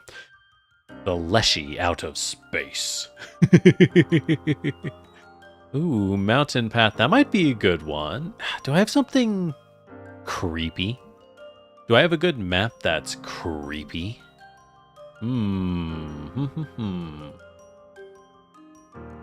Oh, perfect. The alien meteor. There we go. Look at that. Look at that alien meteor looking map. Just what we needed. Just what we needed, let me tell you. All right. Oh my god, it's so big. Oh, it's so big. All right.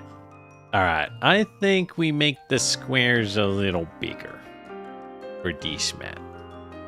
I think we make the squares a little bit bigger. So instead of 100 pixels, we'll make them 150.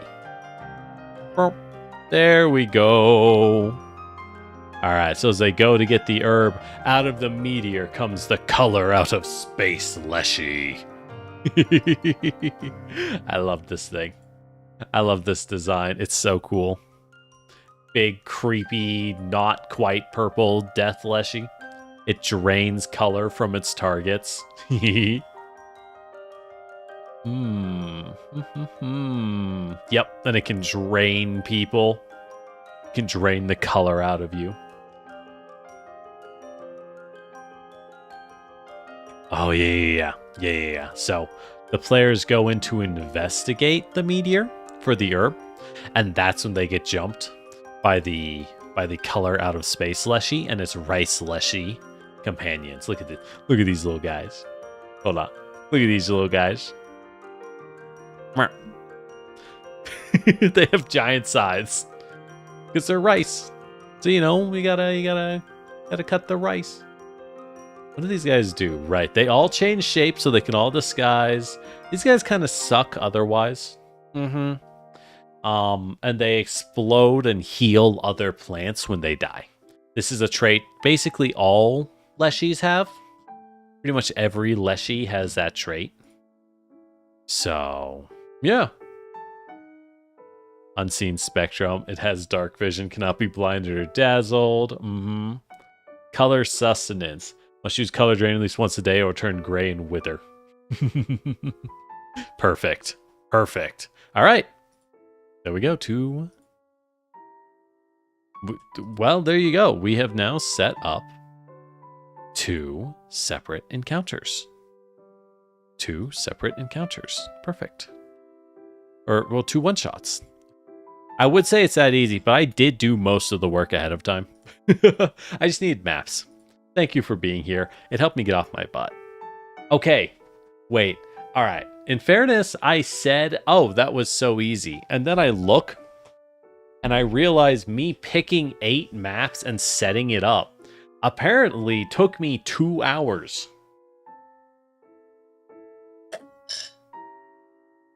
I tried to make that a really loud, sip for my straw. And how? You know what I mean? Really? 2 hours, huh? Oh, that's fine. At least we're done. At least we are ready. It really does. One cannot understate how long it takes to homebrew an adventure. It's wild how much time it takes. Really, really is. That's okay. It's okay. It's okay. Well, that's what I was planning to do on the Foundry side. My other plan for today was to try to write a script. Try to do some script writing. I don't know how well that's gonna go. I don't know. I've never done it. I mean, that's why this is in a more experimental kind of stream, right? We've never done any of this stuff before, so there's always a time to start. Always a good time to start. Beyond that,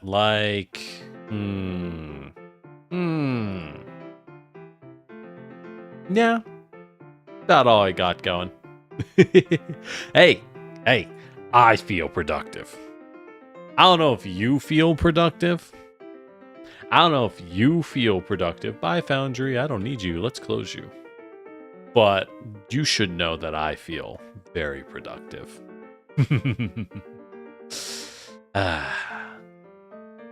And I spent $20 buying a token pack. Yippee! Yippee! All right. With that said,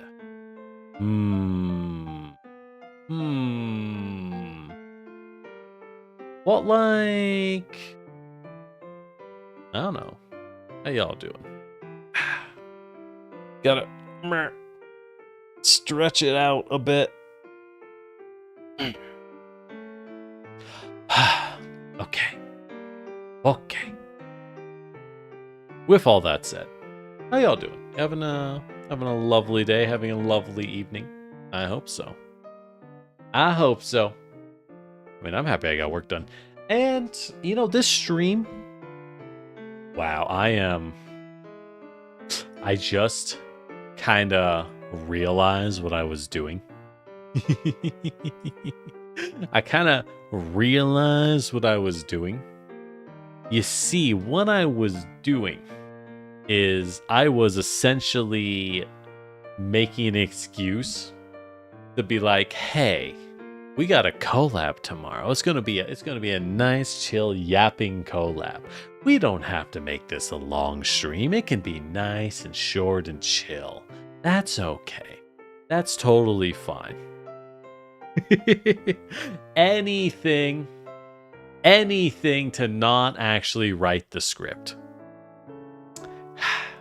I'm terrible, aren't I? I'm terrible, aren't I? Anything to not actually do work. Because this one, I mean, you know, setting up maps for a one-shot, that's not work. Setting up some encounter maps, that's not work. Let's be very honest here. Let's be very honest here. But you know what is work? Yeah. Yeah. You know it. Writing a script. I don't want to. I don't want to. It's so much work. Even though it's only like 5 minutes. God, I'm so lazy. God.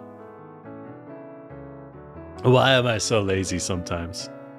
Because, like, okay, here's the thing, right? Here's the thing. Like...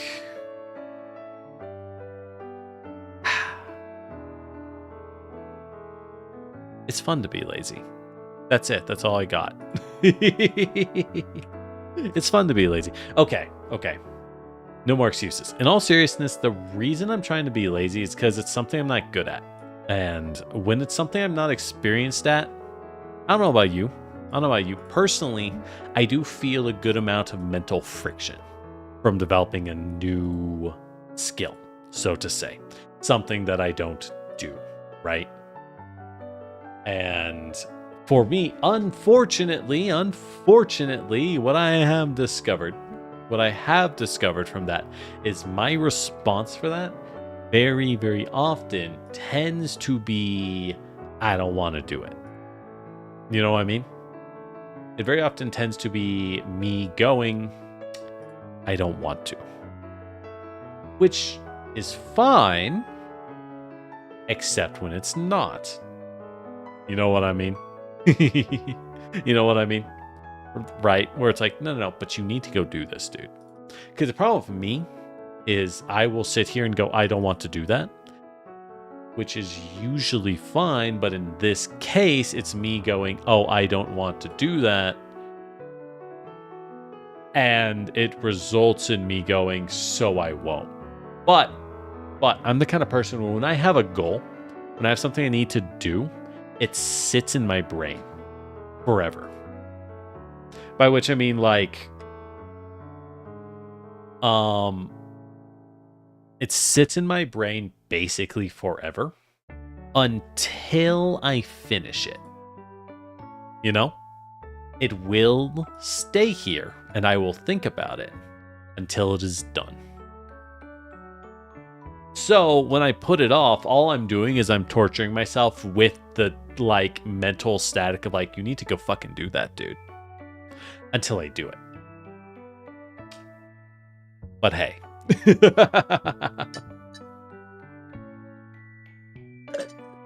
Just because I know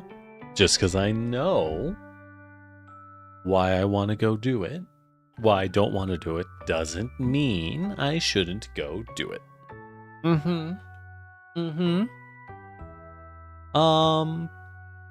Yeah. Okay, let's write that script, huh? Let's write that script. So the question is, how do I set this up? How do I set this up? It's the problem is I don't really. All I have is Microsoft Word. It's not like I'm not being fancy here, right? I'm not being fancy here. But like, I guess Word is fine. I guess. God, that is too big. Even though I'm well.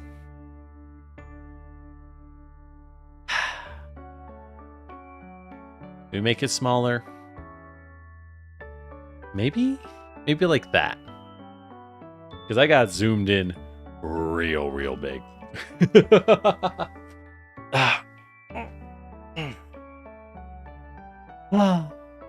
Okay. All right.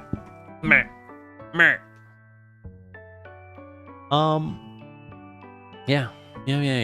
All right. I will quit being lazy. I suppose. So, what I'm doing now, what our second goal for the day, my goal for today, is to make a script for a series of videos. Y'all see the videos are like why it sucks to be born X or to be X or to do Y. They're like this series that's become popular recently, apparently. I don't know how recently. I'm aware of them now, which means they must be pretty old because by the time I figure something out, it's pretty old. I ain't hip. I am not with it, okay? The kids do not jive with my flow. Oh, ooh, that one was bad. Ooh, I felt that. But I figured since my D&D video or my Pathfinder videos, the build videos and guides, they are, I have realized, and I just need to lean into. Oh, well, I gotta make the videos better, but they're college lectures. At their core, they are college lectures.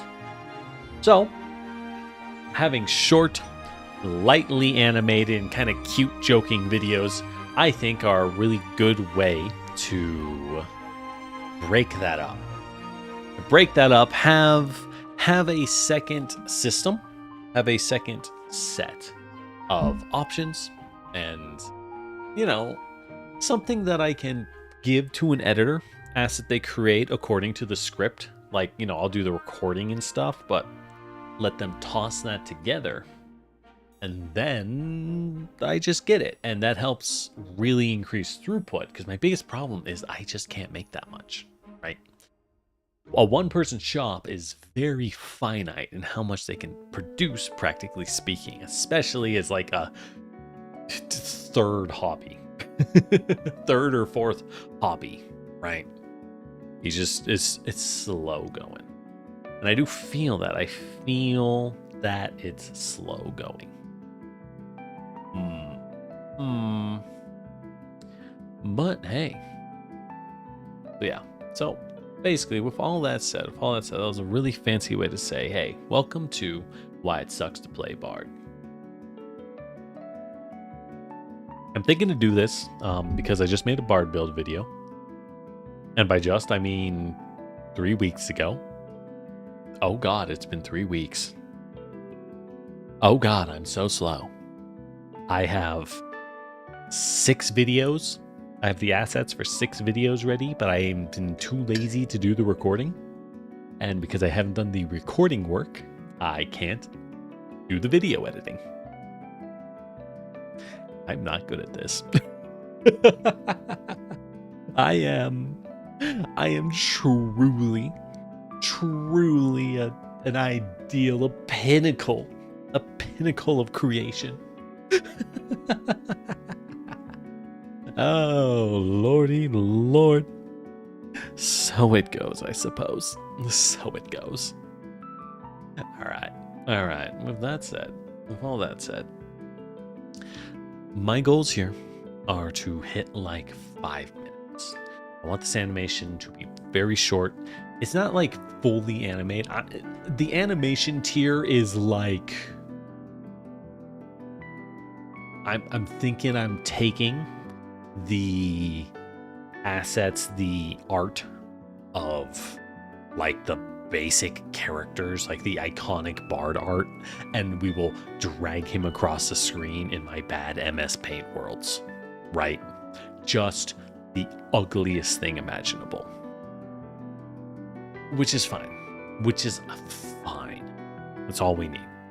And we'll take that, use that, and drag that around and be like, while you offer amazing buffs, your ability to fight back is, well, terrible. Like something like that, right?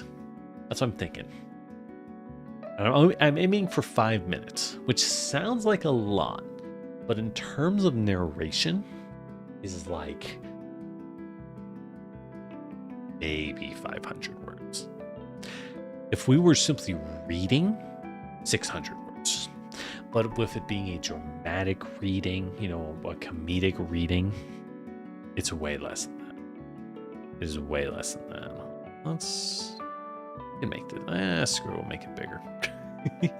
Screw it. Change my mind. Change my mind every day of my life. So yeah. So really what we need to do, we need to consider first off, why does it suck to play a bard? You're not familiar with bards, and honestly, they've really spread from Dungeons and Dragons to being in like tons of media. They are the idea of sympathetic magic created through song. The idea that music, art, dancing, the performing arts, mastery of them and manipulation of them can cause the world to shift in your favor. That's a core idea behind them. They, in almost every game, they represent incredibly team support focused roles, often with a bit of fascination or illusion and enchantment for changing people's minds through the beautiful power of their music. That's the idea for them, at least, right? That's the idea. Now the question is, how well does that work, right? Fortunately, in Pathfinder 2, it works really, really good. It works really good. Bards they're S tier. Possibly the best class in the game. Possibly. At least competing for that title. Because this is a game about teamwork. This is a game about changing numbers behind the scenes and manipulating statistics to pull sick critical hits and cause a win. Bard is the king of that. No one can pump out party buffs and debuffs like Bard can. So, why does it suck to be Bard? I think first we have to establish, what is Bard? So we have a few things to establish, right? Establish. I got this. I know what I'm doing. What is Bard? Buff, debuff, king, music, through art and song, right? So we can introduce that. Just introduce a concept that we can't afford more than a minute, right? Time. So we give this a time budget, 1 minute. I should probably do this better. Let's do it like this. Let's do it like this. What is Bard? There we go. There we go. Okay. So there's that. So I kind of like this. We set a time budget for each part of the video, right? Because I'm aiming, again, we're aiming for like 5 minutes. The ones I've watched are often like 8-10 minutes long, and I'm like, It's too much. It's too much.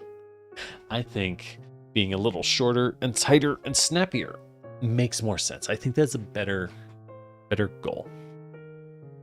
So music through song, buffs and debuffs. We want to talk about, I think, 3 cases. We want to talk about 3 cases for why it sucks to play Bard. And remember, we're like, oh, it sucks so much. This is a joke, right?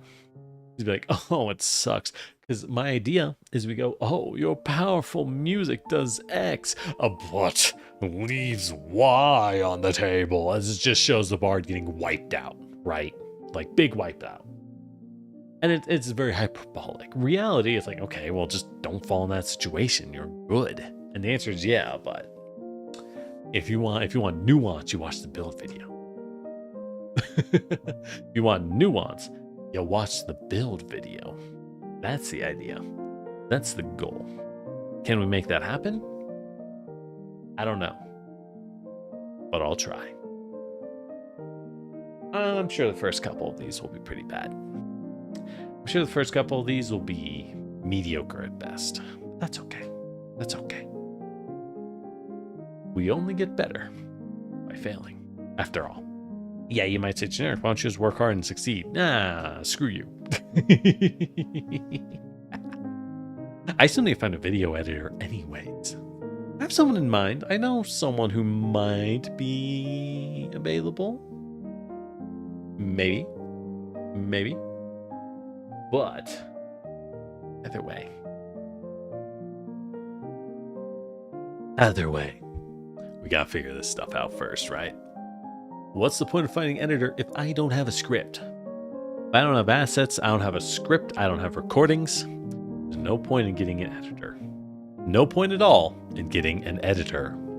So, with that said, what's our time budget? All right, so what is Bard? The music through art and song is the buff debuff king. This is very complimentary. I'm thinking if we can, I want to end every section. If we have, say, 4 sections, right? Then I want to end every section with, like, something that's bad. Because it's supposed to be why it sucks, right? The reason it's why it sucks is because negativity is more powerful than positivity. It comes through the human brain and engagement. Being negative drives humans way harder than being positive and happy. It sucks. I don't think that should be the case. I know you're thinking that, and you know what? I agree. That's stupid. But it's how it works, right? And it's the thing, right? I'm trying to trick them into a happy explanation of how a class works. All right. So let's time budget. Cult spell. So we'll talk about their spells. Powerful. Mental charms. Crippling debuffs. And then let's tab again for the weaknesses. Well, yeah. Immunity to mental effect. To be like, oh no, look out, zombies. So here's the idea, right? Here's the idea for this part. It'll be like, wow, your powerful fear debuffs as it like chases a couple of bandits to the other room and his party members follow. Right? Always be drunk. Yeah, always be drunk, you're right. Couple of your party members follow, right? But in exchange, it's like, oh, okay. What about enemies immune mental effects? Defenseless. Is that how you spell defenseless? Close enough. Close enough. Defenseless to undead slimes. Well, I guess they're called oozes. Robots. And more. Right. So it shows like the party is fighting a dude, he's scared in the corner, but because they all chase after him, the bard then turns around and just sees like zombies coming at him, and he goes to run, and then you have like slimes coming in from the other side, just like, oh shit, because he's a bard, he can't do anything, and the party was so hyped up on his like, oh yeah, nice debuff, and then they just rush off and ignore him. That's the idea. So, and this is our framework, right? Budget. Okay. So from there, we're going to add in, what is this? 1.3 minutes. I'm thinking we make this an introduction followed by 3 perks into downsides. If each of these is like 1.3 minutes, maybe 1.5 minutes, that'd give us close to 6 minutes. That's more than the 5-minute deadline I was hoping for, right? But this is a budget. We don't have to use it all up, right? We don't have to use it all up. That's okay. So, second, buff songs.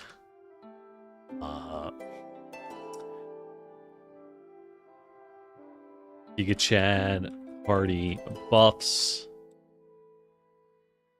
Let's see. Giga Chad party buffs. Constant source for party tricks. All right, so what is Bard? Downsides of buff debuff king. You play music in a fight. No respect. No one respects bards. Okay, so the butt. 1 million horny bard jokes. Like, sorry man, you play a bard, all we got are bad jokes and no respect for you. And then I'm gonna play, I think I still have it, yes. I'm gonna play that clip from this like 20-year-old movie, 20-year-old little indie D&D movie of like everyone gets in a fight in a tavern and everyone is like fighting, and the bard just like walks down the stairs and goes, oh, I got this, plays his lute, and everyone's just like, dude, help me. And he's like, I am helping you. Back to the lute, and it's just like, oh my god, he's fucking useless.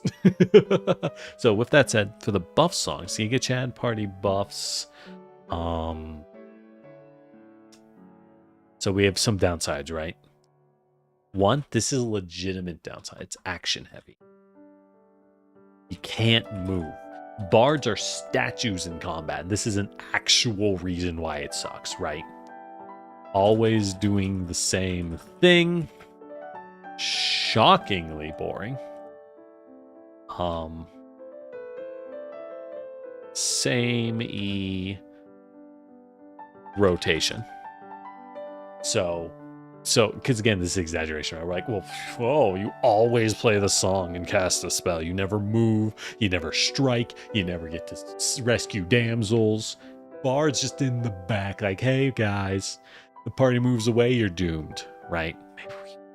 I think we actually move this one above. Actually move this one above the occult spells. Yeah, I like that. The reason we're doing that is because we want to introduce the fact that you can't really move well. And we want to end on that. So it's fresh in their mind. For the next line, when like you just get swarmed because your party leaves you. Because you're playing songs, you can't move. You're using all 3 of your actions. So action heavy. Party fighter gets all the credit. You do no damage, right? Because this is, again, exaggeration. We're basically saying like, yeah, your Giga Chad party buffs, and then the fighter's gonna like rip out of their shirt and be super strong. That's like, wow, I'm the reason he can do that. And everyone's like, whoa, Fighter, you're so fucking cool. And Fire's like, I know I am. Thanks. Right? No one respects a support. No one respects a support. And everyone who's played support in any game knows that. Oh, God. It's rough out there. It's rough out there, kings. Yo, you healer kings and tank queens. We all know it's rough out there. Also, what's the third thing? What's the third reason Bard sucks? And this last one, this is the end of the video. This is the end that I'm thinking. So it can be kind of short, right? So we've discussed your party buffs, which is real. We've discussed your occult spells. Here's the problem. For why playing a bard would suck, we do have to be pretty exaggeration heavy, because I'm going to be honest, I've seen bards in gameplay in Pathfinder. They fucking rule. Yo, dude, they're so cracked. They're unbelievably powerful. Yeah, they don't do damage themselves. Anyways, back to giving the party insane buffs. So what's their weakness? What's the third weakness? I guess this one could be anything. Like Ragnarok, you had friends who sold their souls to a buffer. Oh, Ragnarok Online. That's the one where the buff cleric could just buff anyone, including not in your party, and it lasted for hours, right? I know that one. I've heard. I had a friend who played that one. And, or was theirs like Rose Online? They played a lot of these games. I'm not sure. But I heard that people would beg the buffer for like buff handouts because it would like triple your stats at low levels. It was so just obscenely powerful because it was like a % buff and a flat number buff. But when a max power one just buffs you, you're like, holy shit. Yeah, exactly. Cleric Monk Fire, no one can stop you. But you know what? I bet despite that, despite buffers in Ragnarok Online being unbeatable, I bet the reason your friend had to beg to get one was because no one played them, right? Even if they were unbelievable and turned your frontliner into like the death incarnate, people want to be the frontliner, not the bard, right? People want to be the one who becomes death incarnate. It is many fewer people who have the clarity of understanding to see that I am the reason they are popping off and I enjoy watching them pop off. A lot of people don't. Are they worse as human beings? Are they strictly inferior on our mental progression? Not really. It's a game. Let's not get crazy here.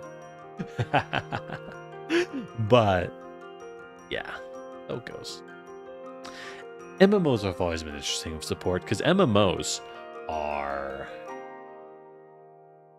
games that specifically strip out all of their players' power and versatility. Because you need to force people, like in an RPG, most of the time you can make like a knight kit that covers most of an RPG. That's called action RPGs from the aughts, right? They made a lot of those. It's called Dark Souls. Dark Souls is that.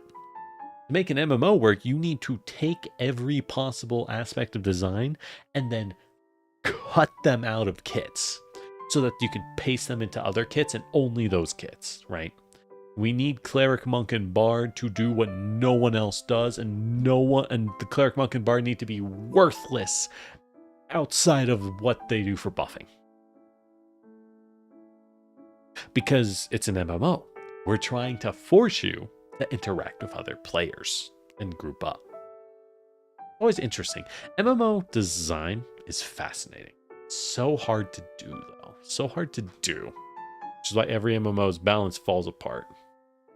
Although, you know, funny thing is, in Pathfinder, if your party was a cleric, a monk, and a bard, no one can stop you because that party's going to be cracked as hell. This party is going to be so strong. You have an invincible front line in the monk who does decent damage. And you have the cleric and the bard for like just number manipulation out the wazoo and massive heal bombs and like decent AoE bombs with no friendly fire. So the monk is just suplexing dudes as you throw artillery on top of him. I could see that working. You still have one more party member, right? Could be anything. At that point, you probably want a striker, like a rogue. Yeah, a rogue would fit in. Rogue, thaumaturge, maybe an inventor. Inventor could fit this party. Well, anyways. Ooh, ranger, gunslinger. Yeah, pretty much any kind of physical striker would fit really well and just make a real ace team there. Speaking of which, what do we go with? I'm like on the edge of what my phone can see camera wise. I keep freezing. I want to say jack of all trades, master of none as a weakness, right? You can do anything, but you're bad at everything. The problem is, while that would be true, that is my ancient bias. That's my boomer D&D 3.5 brain speaking.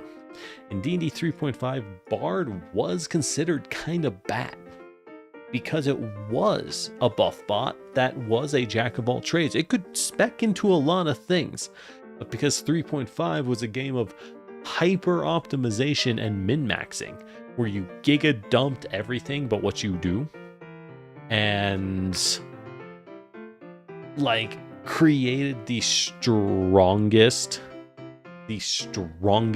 hyper specific skilled freak possible. Being a jack of all trades made Bard bad.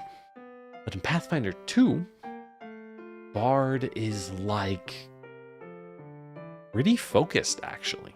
They're a full caster, insane buffs, decent focus spells, god tier buff cantrips.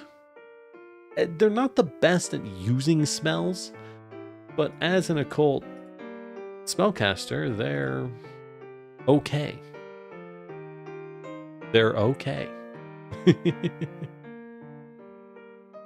You know, it's fine. So it's gonna be hard to come up with a third one. I feel like we need 3. Rule of threes. Ancient storytelling technique. Have you ever noticed how storytelling in most of history, everything comes in 3s for some reason? It just feels right, I think, to humans. You started playing Ghost Frontline 2. Oh, nice, Zalga. Hope you enjoy it. Hope they continue the main story. No, so okay. Ghost Frontline 2 is weird. And this is something that this company, Micah, the company that makes Girls Frontline, does with all their games. So they have the story out to chapter 8, and that is linear. You play that, and you have the story. But once they release that, they started releasing events. And it's like, oh, are the events like a side thing? No. The events are just the next chapter of story. And the event after that is the next chapter of story, and so on and so on.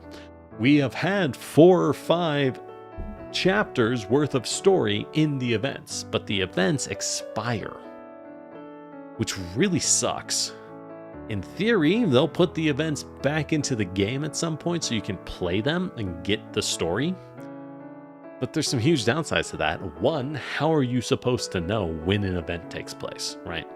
Because I started playing on launch, it's easy. I just play them as they come out, right? I stream them as they come out and we're good. But if you're playing them yourself, how do you know? I hate to say it, and I don't mean this as a, oh, go watch my stuff, yes, YouTube. But unironically, at the moment, I think the best way is once you've beaten the story is to just, unfortunately, pop on my Girls Frontline 2 streams of the events in the background while you work or do other stuff and just listen to them, because I read them out, and basically someone reading, like someone let's playing the events is the best way to get the story in a linear delivery. Right now, you kind of can't, and they do this for all their games. It's a pain in the ass. That's why I quit Girls Frontline 1. Actually, a thing that drove me to quit Girls Frontline 1 eventually. Even though I really love the story. Like, I love the story of 2 too. It's good. It's good stuff. It's a great world. The tragedy and like, it's just well made. It's just well made. But like the event thing is frustrating. Honestly, I love Girls Frontline 2. If I quit, it will be because of how they lock time to their events, right?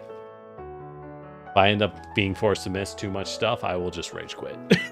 I won't lie. I'll just be like, this stupid thing.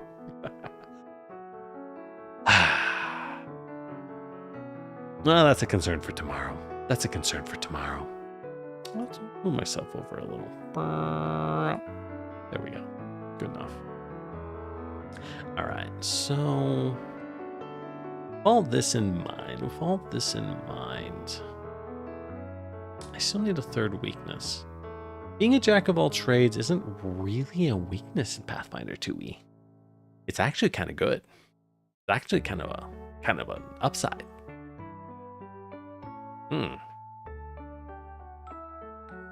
I mean, I could say their focus spells suck. That's a lie. That's a lie. Because they get Inspire Courage, Courageous Anthem, which is the same thing, as a focus spell. And it's so good. You could make a riff on the fact that they're terrible at attacking. Their strikes are bad. Their spell list is bad damage. Well, kind of. It does the worst damage of the spell list, but like, I'm not gonna lie. I'm ready to start recording for the occult spell lists, like the full deep dive on the occult spell list, which I don't really want to do because it's gonna be a lot of yapping, let me tell you. But I'm trying to save my voice for like collabs and stuff. So I'm like, when do I find the time? But they have their damage spells are low, but they're not great. We could wrap that into like the Glory Hog appeal, right? We could consider that. Minioch.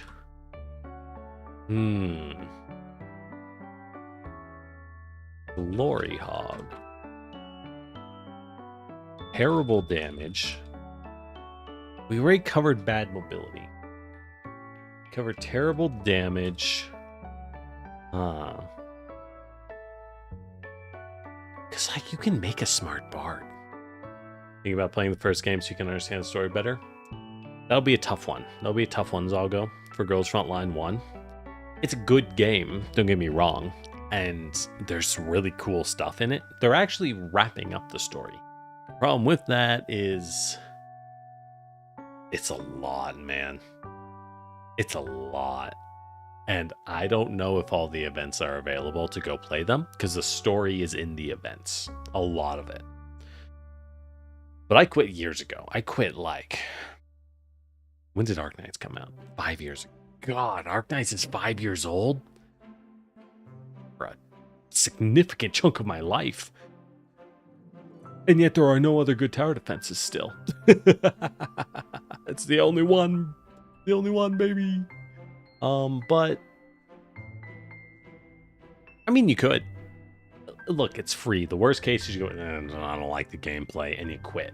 And quit. It's unfortunate. It is unfortunate. It's cool how much it is a sequel to GFL 1, but like it is so much a sequel. There are major characters that are like, I'm going to be in the party now. And you're like, fucking who? Who? Yeah, it's unfortunate.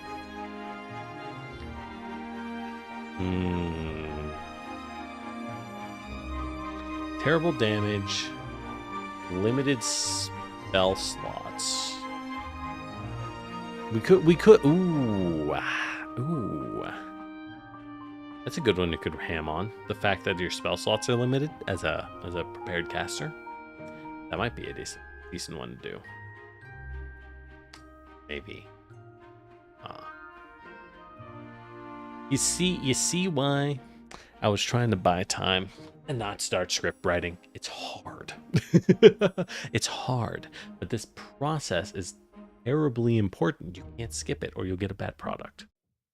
You get a bad product at the end. Want good script writing, right?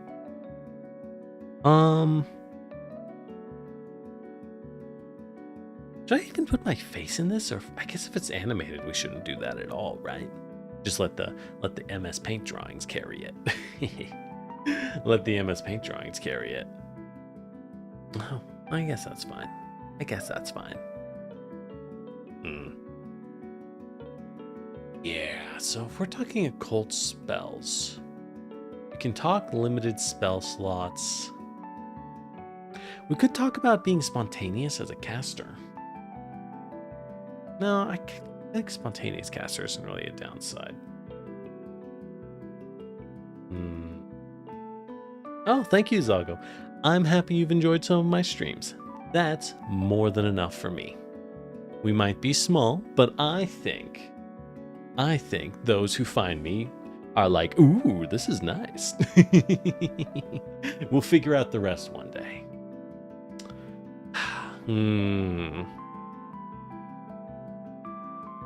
Oh, you know, we could talk about how Bard is a caster who does not synergize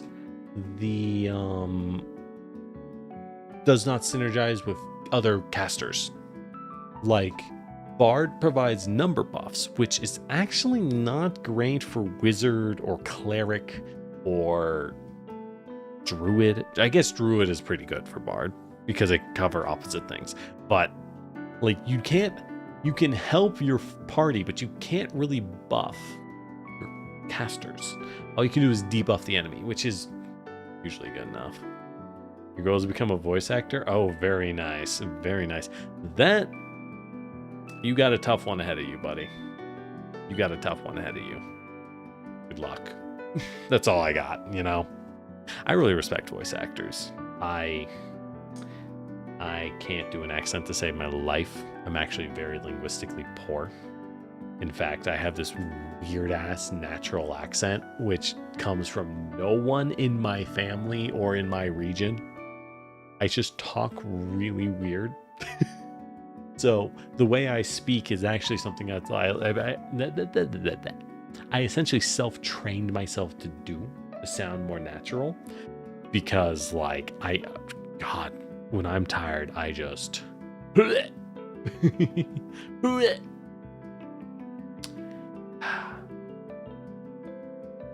yeah, I guess our last one.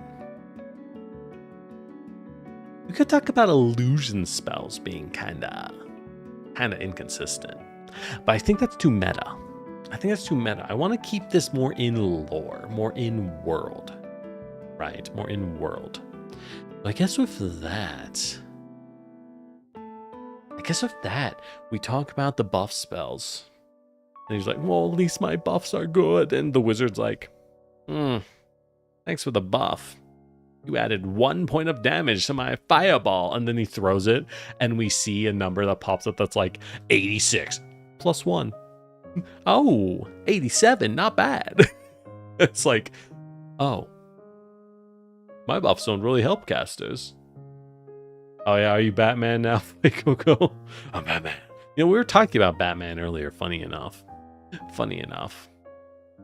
Yeah, I think we're going with limited spell slots. Caster anti-synergy. That's what we're going with, right? That's what we're going with. So we have limited spell slots. Is that a downside? I mean, not really. Practically, no. But again, this isn't a practicality video. This is more of a comedic thing. Limited spell slots plus bonus to hit does nothing for that. I hope you didn't hear that. Anyways, does nothing for your wizards. See, here's the thing. There are casters with benefits. It's good for psychics. Good for Magus. Is Magus a wizard? Close enough. Good for psychics, maguses, anyone with attack cantrips. Your spamming fear debuffs is strong. But it's good for your wizards, but you know, your buffs don't do that much, is what we're trying to say. And that's more of that, like, casters are harder to buff in Pathfinder. You boost your caster by protecting them, right? You use synergy and you protect them. They are the ones who do the synergizing. But we're trying to find the downsides. We're trying to find downsides here. Bard's too perfect. I should have done Inventor first. Why it sucks to play Inventor is going to be a really easy video. That'll be an easy script to make. Oh yeah. All right, so scene 1, opening. Right. So, okay. Do it. How do we do it? I think when we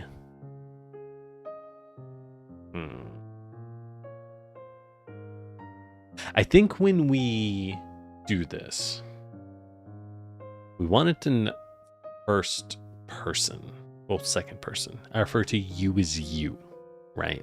Like, yeah, so first person. You always loved music as a child, right?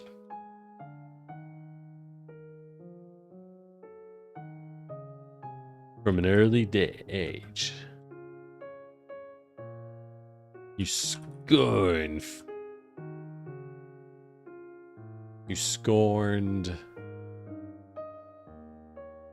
study. You scorned both labor and learning. There we go. And learning for a chance at creation. Is that too frilly? It's like the first thing you hear. It's like the first thing you hear in the video. I don't know. Is that second sentence material in a YouTube video? I know it sounds silly, but it matters, gosh darn it. It matters, gosh darn it. All right.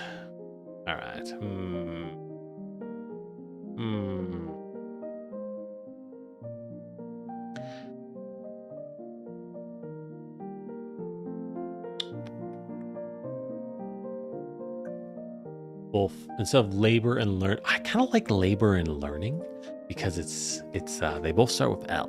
Because if I say both strength and knowledge, it's not as smooth as saying labor and learning.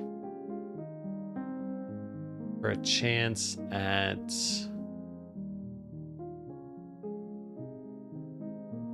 a song. You scorn from an early age, you scorned both labor and learning for a song in your hearts. For the song in your heart.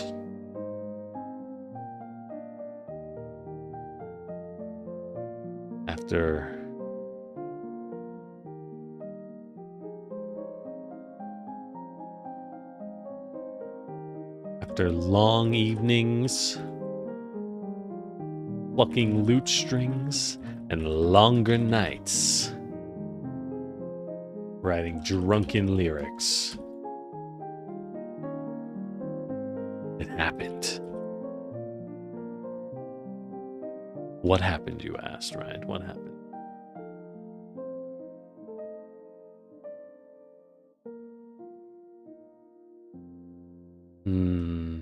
The songs played took on new life. They began to heal the body, heal not just the heart, but the body. No, not heal, to strengthen.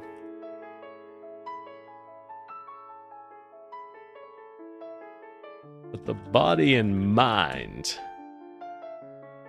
you had a responsibility. No more could you stand idly. Idly. No more could you stand idly by as danger closed.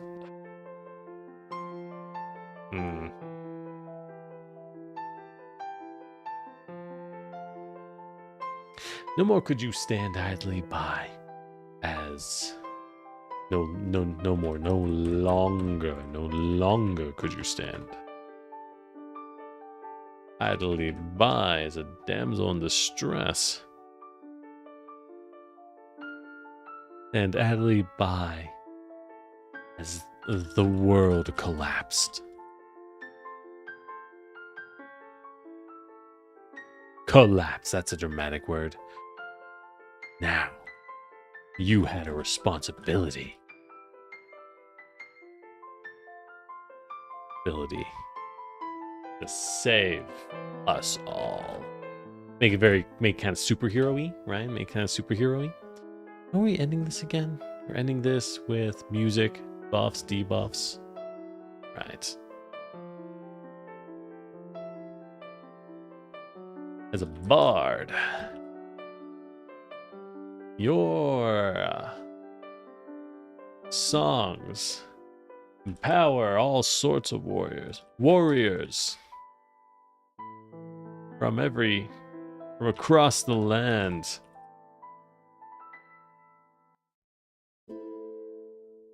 You sing their praises.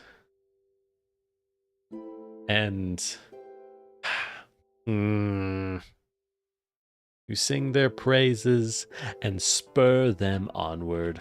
Spur their blades towards your enemy's heart. Towards the monster's heart. But where are your accolades? Yeah.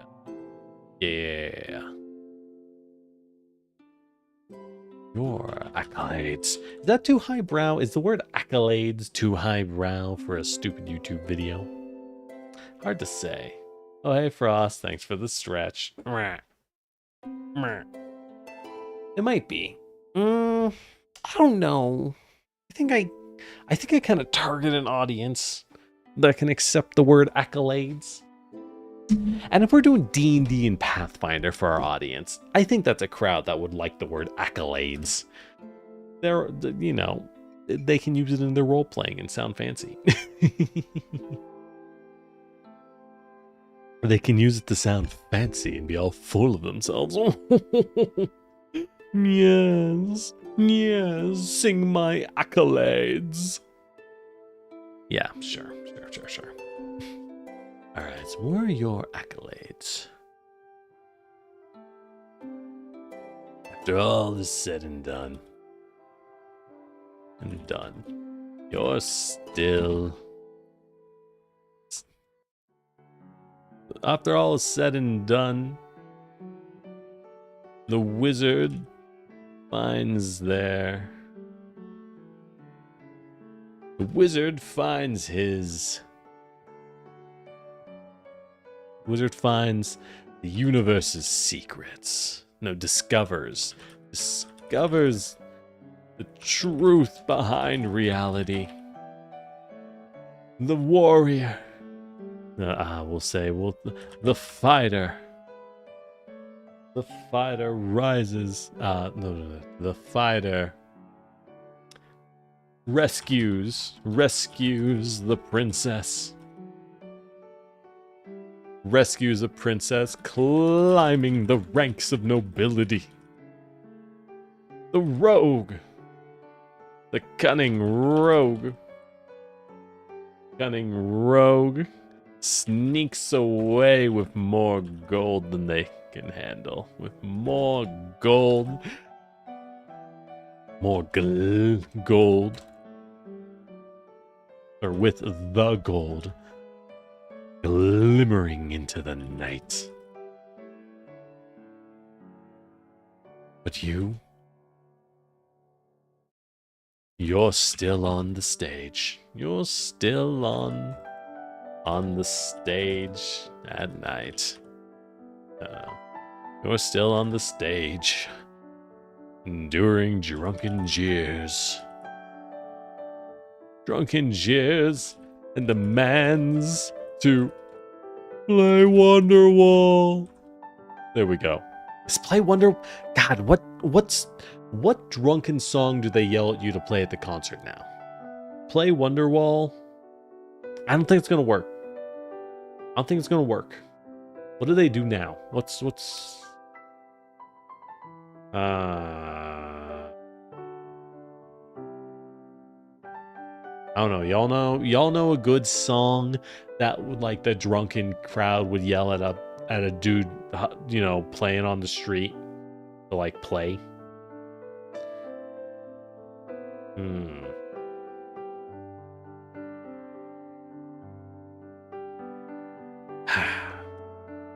In the end, because after all, at the end, no one. Oh, because in the end,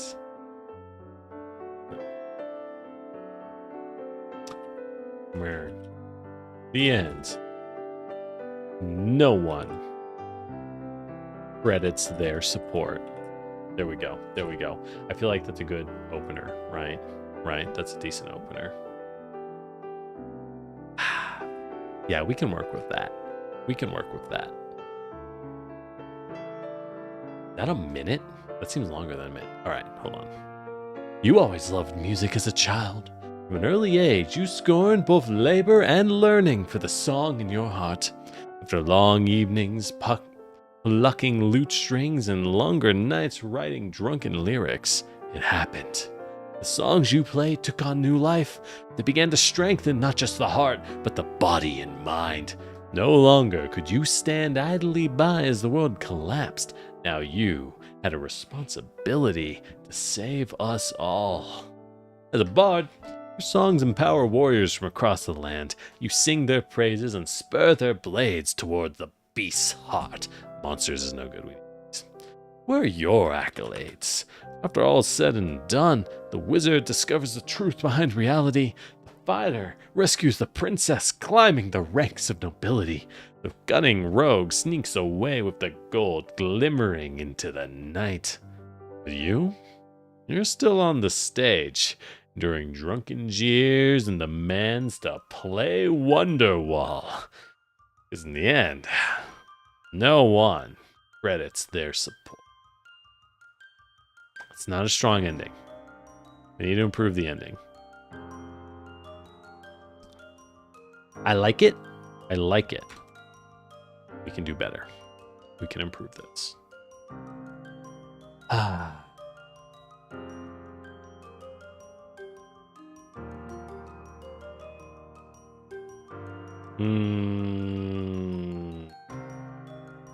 But hey.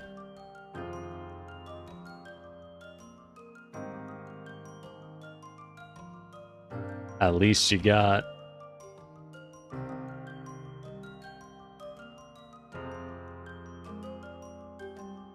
yeah, okay. So at the end, you're on the stage and doing drunken jeers.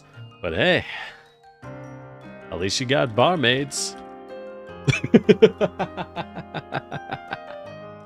There we go. There we go. We do like stick figures and like busty corsets. There you go. Bam. At least you got barmaids. Bam. We hit that classic. That classic. Yeah. So this is the dialogue. This is the dialogue. We still need blocking. If you're not sure what blocking is, it refers to where people are, where people walk. Okay. So for this line, for each of these, we need... We got a lot here, right? We actually have quite a bit here. I know it looks like a little, but effort-wise, we have to do quite a bit. So we actually need this here. Okay. So You will. I want a line break. Oops. Line break. Yeah. So here we will. Oh, stupid. Oh, that's not what he went. Do bullets. Thank you. Blocking. Maybe I have to do something. Maybe we do italics instead of that. We'll do italics. Okay. Okay. Okay. So, what do we got here? Ugh, what do we got here?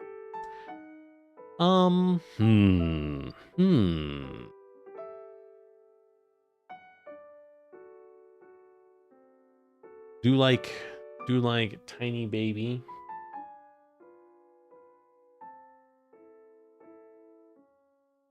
Tiny baby on a piano.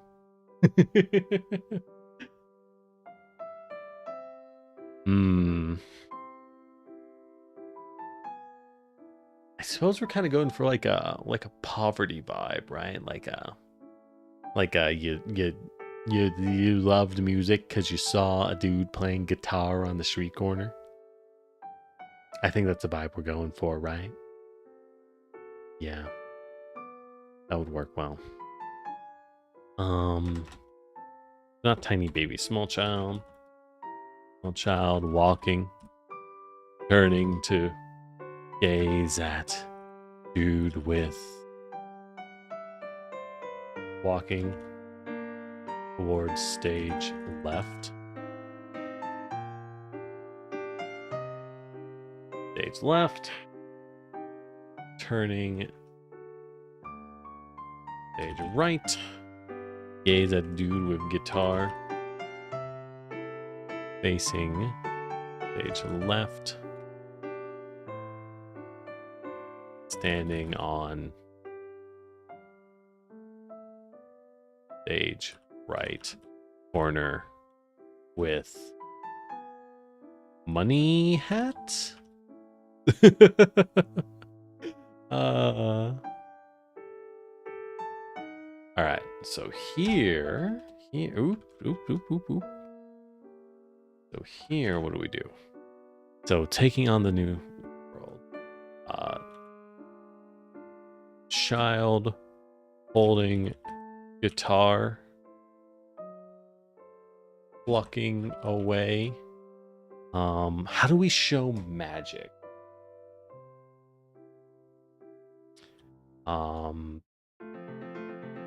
Fighter. Yeah. Okay, so we use the fighter iconic Valeros in the same video because I mean, hey, every fighter needs his buff, right? Fighter struggling to pick up big rock. We'll do a barbell. we'll make it do barbell. Child. I guess we'll just say bard instead of child. We'll just say bard. Look, the bard's a halfling, man. He may as well be a child. Yeah, the bard's a halfling. He may as well be a child. Bard. Strums. Guitar. Glows. Fighter. Suddenly throws barbell into the air. Exclamation point appears above both their heads. Beautiful. I'm truly a master at this. Right? God, I'm gonna have to hire someone to do this because this is actually a surprising amount of editing.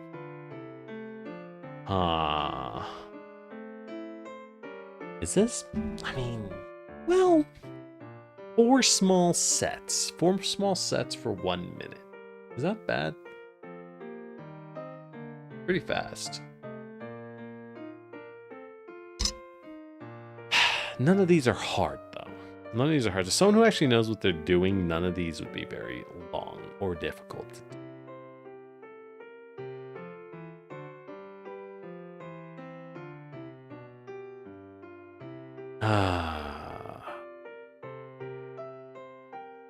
Okay. Okay.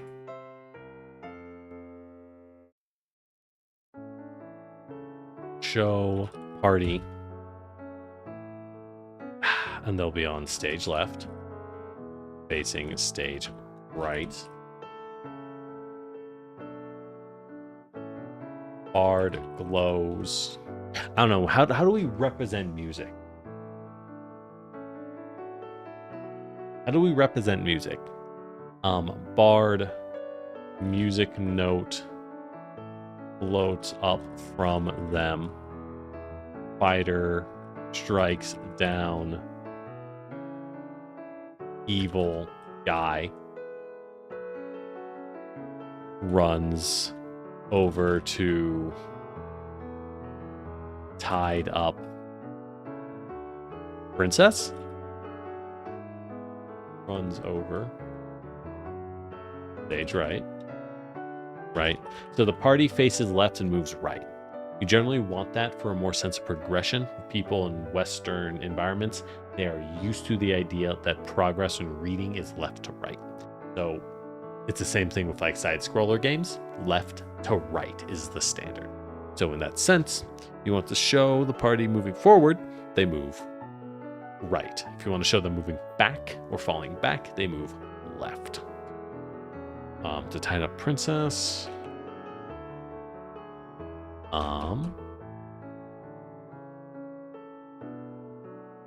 Slow zoom on Bard.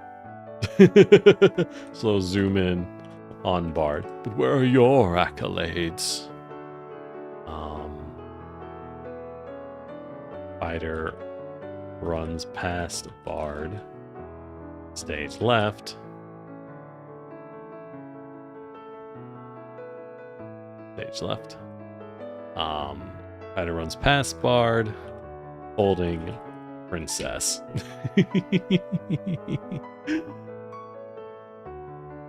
We can have each of them run past as I say it, right? Sync moving characters to dialogue. Wizard. Okay. Let me just copy this. It'll be faster to copy this.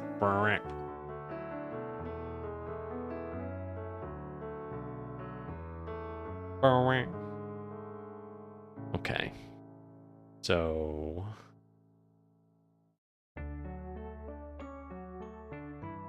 the wizard runs past first, holding crystal orb. Gotta get your big crystal orb. Fighter runs past with a princess, and the rogue runs past with a sack of gold. Or a bag of gold. Right? They all got what they wanted. And the bard's like, what the fuck did I want? Oh god, I'm just playing music.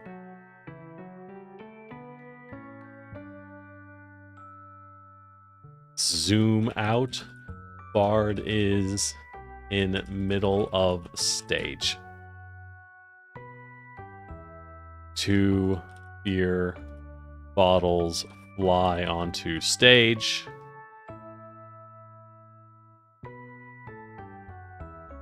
Then barmaids hop in on each side of Bard. Love that. Love that. I like that. Okay. Fuck my hair. Ow. I accidentally pressed my hair down when I like moved to like shift myself. Blah. Blah. Blah. Okay. Okay. I don't like the Wonderwall joke.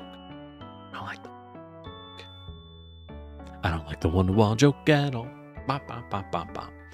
And demands. You say demands for encores? It's not great. That's not great.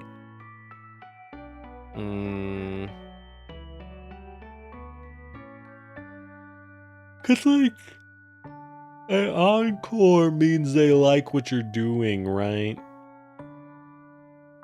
An encore means they like what you're doing.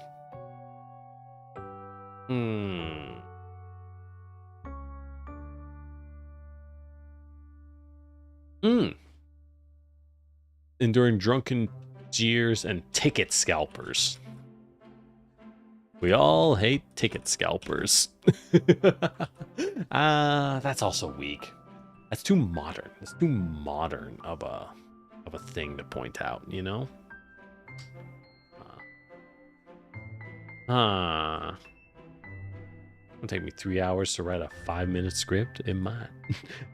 Dang, it might. I know. It's not a bad thing. It's not a bad thing. It just means we're, you know, spending time on it.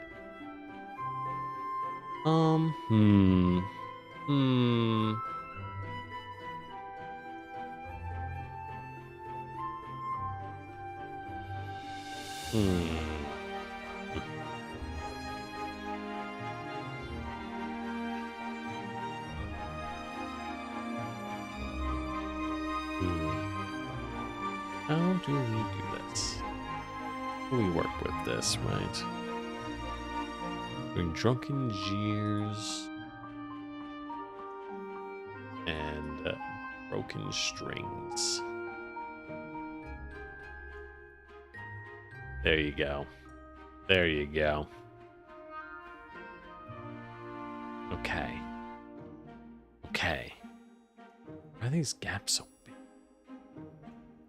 Gaps so big. Whatever. It's fine. Yeah. I like that. That's a good opening. That's a full page. This is gonna last more than a minute, isn't it? This is gonna last more than a minute. But look, it's fine if we go above 5 minutes, as long as the content has value, right? As long as the video is still providing value, it's fine to go longer. But I think trying to be condensed makes a lot of sense at the end of the day.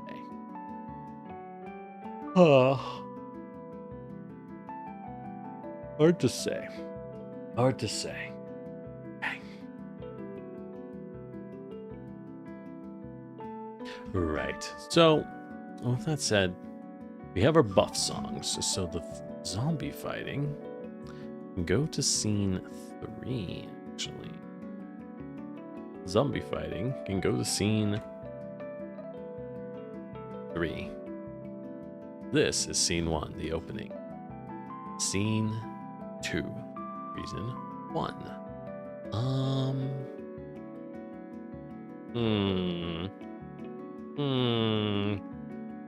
Buff songs. Support curse.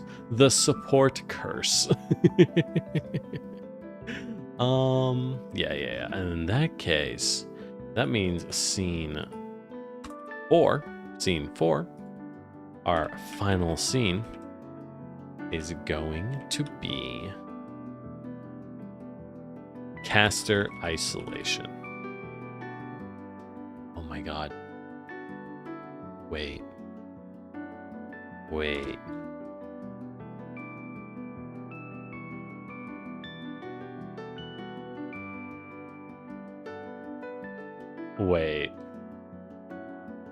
Oh, it's really stupid. Oh, I could make this look so bad.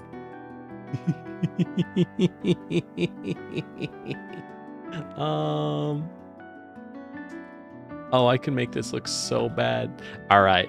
So I'm thinking for the caster isolation, I take the scene from Invincible where he's talking about where the one dude is talking about how all the other aliens don't like him because he's so freakishly good at killing people. But you know, they'll send him out to kill people and he's like, this fucking sucks, dude. But I do that with the bard to be like, dude, all the other casters have no respect for me. They have no respect for me.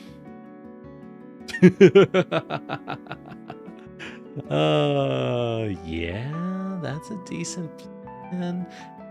That scene. How long is that monologue? Can't be more than 30 seconds. 30 seconds to a minute, right? Maybe we make that just the end. Maybe we just make that the end.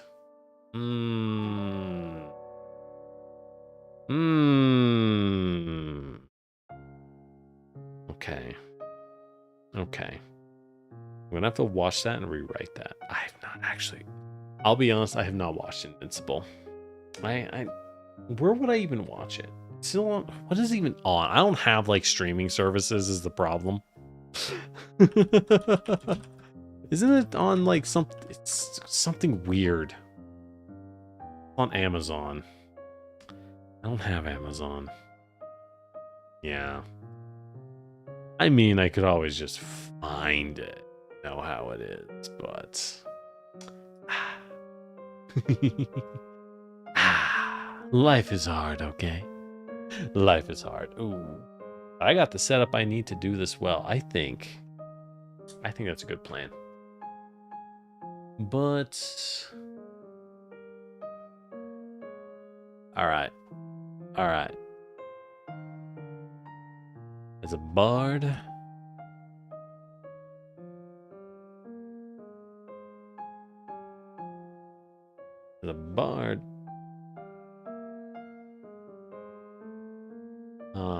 how to say?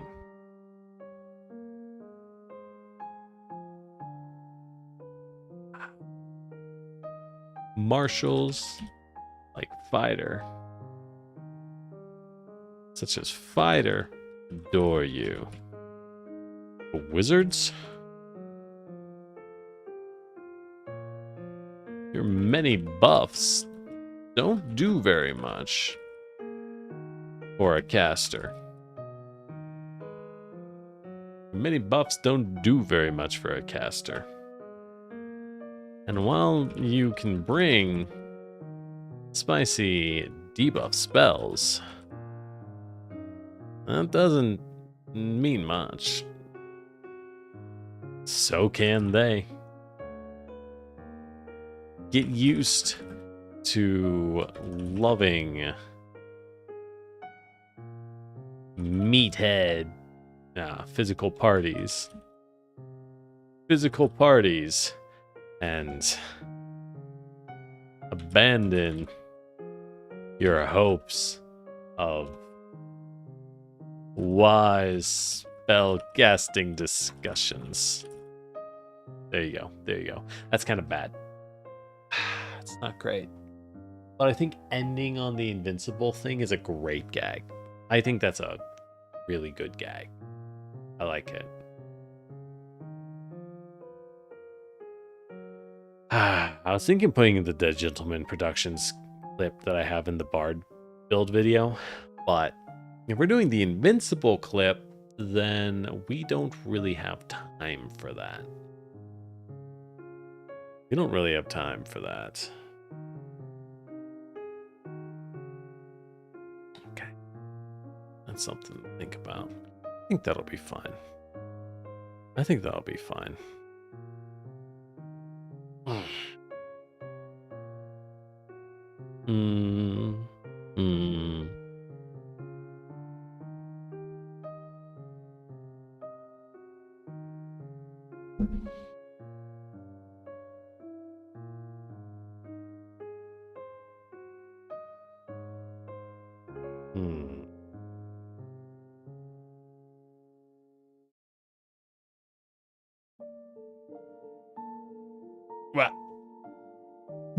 Wow.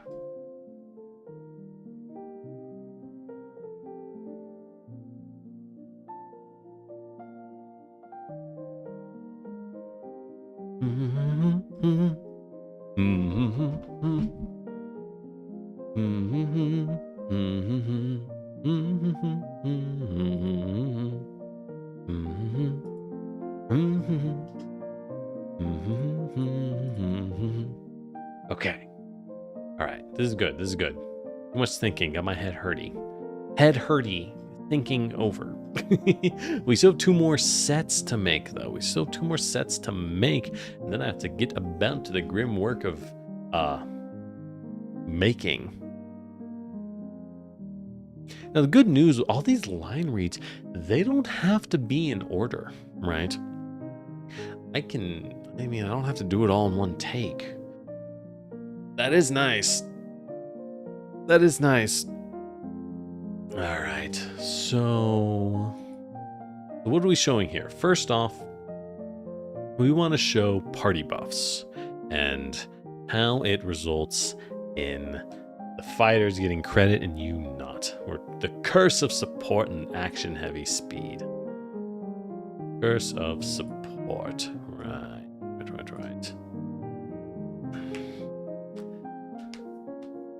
But okay. But okay. Because every warrior loves your buffs. With just one action, you can boost anyone to be the legend. To become legend.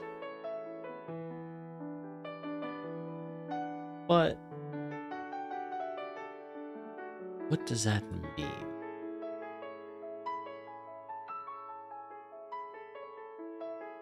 What does that mean for you? When the barbarian lands a 140 damage crit. I would say 130 damage critical hit.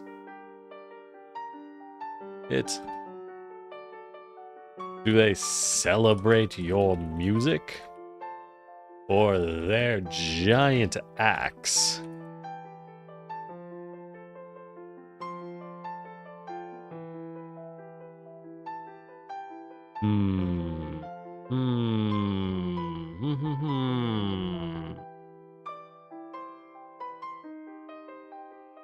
Get used to doing no damage and watching your friends have fun. Your friends do all the work.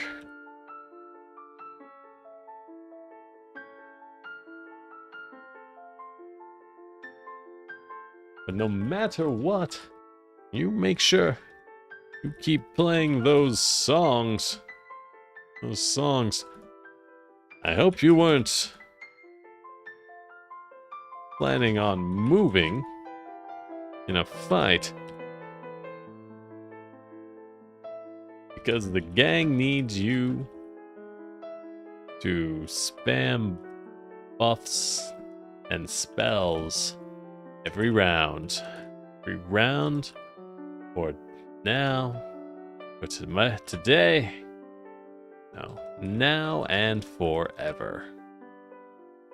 Forever. I hope you don't have anywhere to go. I hope you didn't plan on being the one to dramatically pull the lever,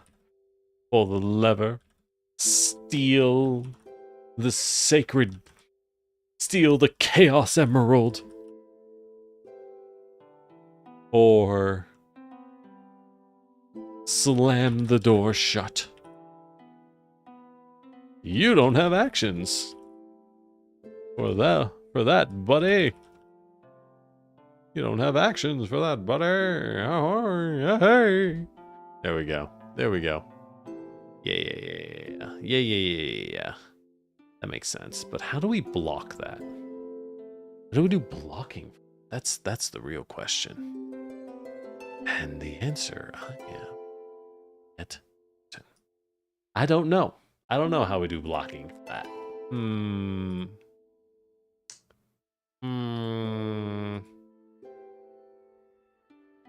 That's a tough one. Okay.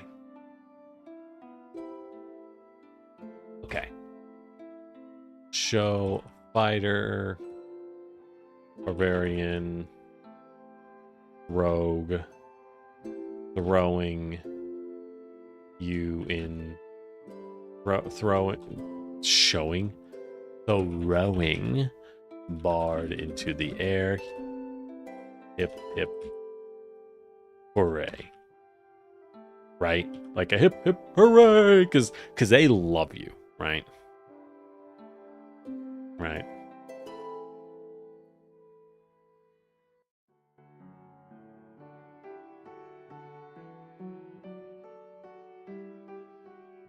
So, Barbarian. Hitting guy into the earth. Their picture literally goes through stage bottom. Like, hits a guy so hard he flies through the floor. Yeah. That's what we do. That's what we do. When we talk about Barbarian, like, doing insano damage.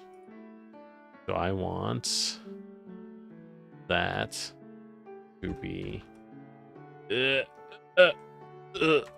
here. We got it eventually. Ah!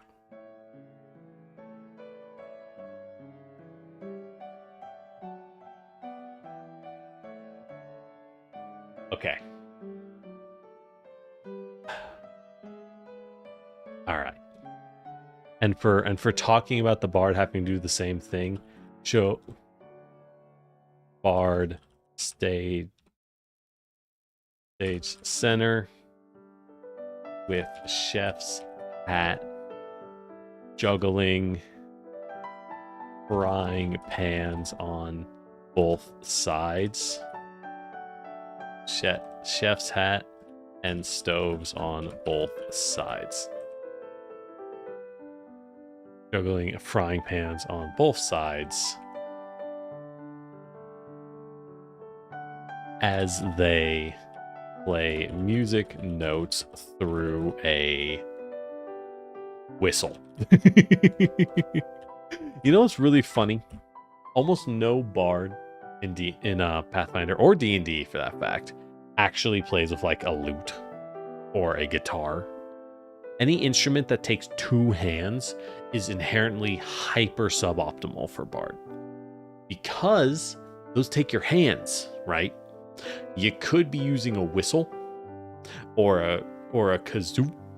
Well, I guess kazoos take hands, right? But if you use a whistle or if you sing or dance, like do interpretive dance for your bard inspiration, then you don't need to use up your hands, and that frees up a lot more opportunity.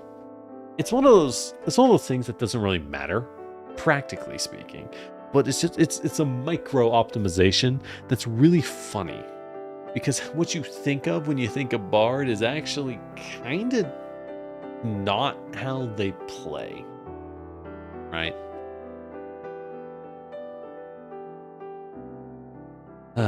Okay. I think that's solid for the support curse. This might actually be pretty short. This actually ended up being very short. Thought I was going to give this a minute, 1.5 minutes. No. 1.5 minutes for each of them. That's what, a 6-minute video, assumably. It's okay. It's not bad. We'll take it. Okay, and then final reason for minus monsters, because we have caster isolation. Boy, really just brain blasted on that one, didn't we? Really just brain blasted on that one. I think that worked out splendid. I gotta say. But in terms of mindless monsters,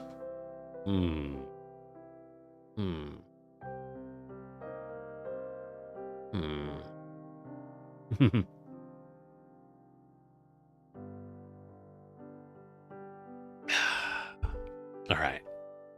So yeah, so we show a party fighting zombies. Camera pans to showing the bard facing stage right. Bard turns stage left. Oh no, a zombie approaches. Bard turns stage right to run to the party as a robot and a slime slide in from the other side. Bard gets scared swarmed and covered by monsters as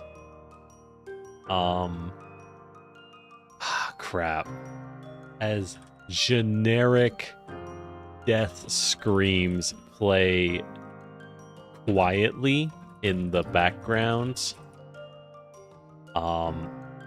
Screen darkens as Dark Souls You Die appears on screen with sound effect. There we go. Beautiful. I think I have. It's really easy to get the Dark Souls death sound effect, so I mean, we gotta, right? We gotta. Okay. What do we say here? To say something. God, this is actually very mentally draining.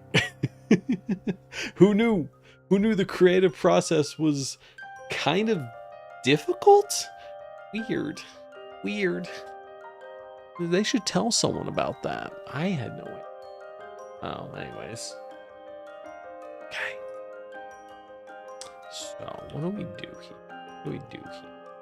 Shows party fighting zombies. Yet even... We want to start with a bonus. Okay. Okay. Shows party fighting bandit. Okay. Okay. Okay. Right? Bard casts spell. Bandit gets scared and runs. Stage right. Party pursues off stage. Yeah, party pursues bandit off stage. Stage right. There we go. There we go. Not bad. Not bad. Not bad. Mm-hmm. Yet even.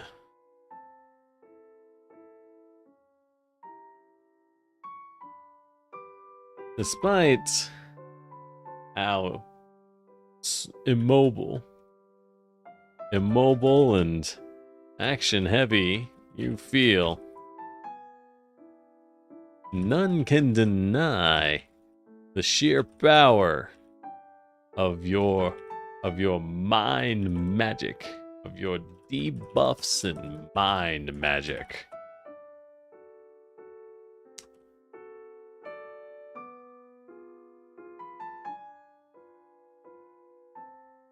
But be warned, young bard. Young bard, for many things in the world, so many things in the world, so many beasts, so many nasties lurking in the dark. Don't care one bit. So many nasties lurking in the dark. I'll just say beasts lurking in the dark instead of nasties. So many beasts lurking in the dark. Care not one bit for your tricks.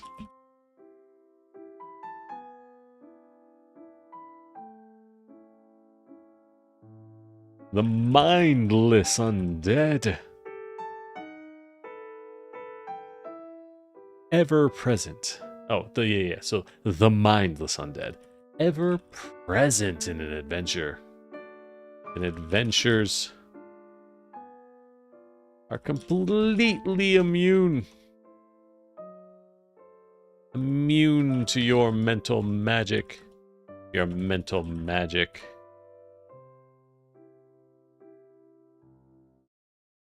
And then the bard turns, gets scared, tries to run away.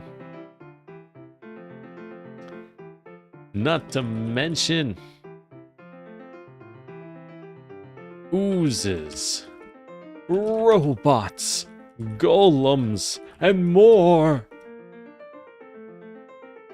Your Let's see, and more. While your warriors take credit for your buffs, be careful. While your warriors enjoy your buffs. Enjoy your buff songs. Take care not to get isolated by the many monsters that leave you completely defenseless.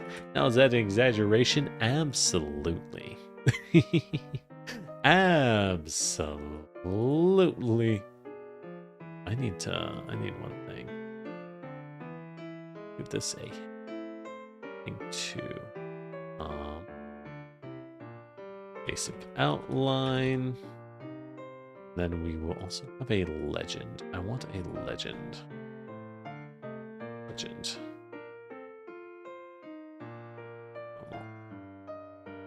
Italics.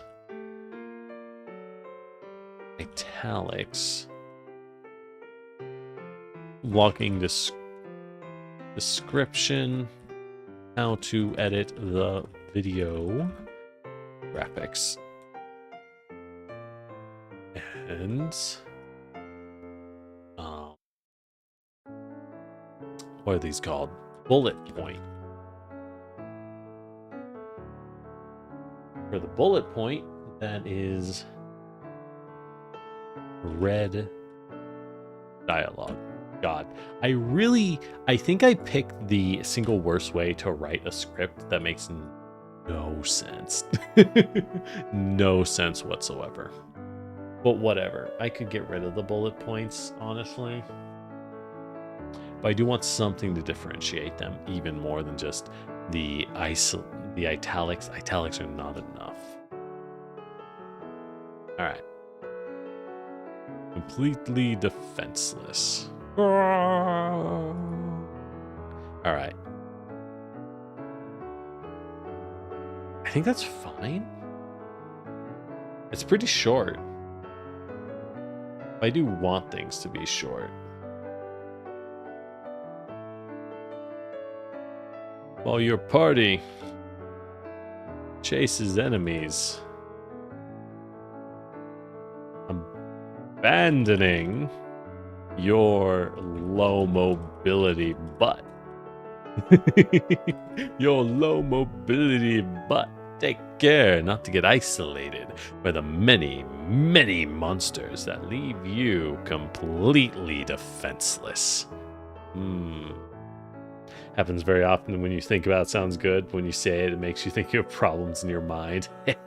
Yeah, that's how it be. That's why it's important we say things, right? That's exactly why it's important that you bounce things off of people in the end of the day. Because, same thing with editing, right? At some level, you gotta stop looking at things to edit it, right? You gotta just stop looking at it over and over, and you gotta step back and go, okay, hey man, can you look at this? Because you know what it's supposed to be too well, right? So like for this script, I could sit here and fiddle with it. But I won't. We have the wisdom not to. And instead of fiddling with it, I think, honestly, I'm kind of proud we did that. We're done. We made the script. It's sure it's not perfect, but made it. It's what we need, right? Now I just got to do the recording work, which means now we have, that's right, 9 videos I'm ready to do the recording on. God, shut the fuck up and do recording, generic. No. I don't want to. No. I refuse. I'm not doing work. No. No purposeful yapping, only stupid yapping. God. All right. All right. Well, shoot. Holy shit, that was 3.5 hours. Just to get my chores done. Just to get my chores done. But I'm not gonna lie, I feel really good about that. I feel really good about that.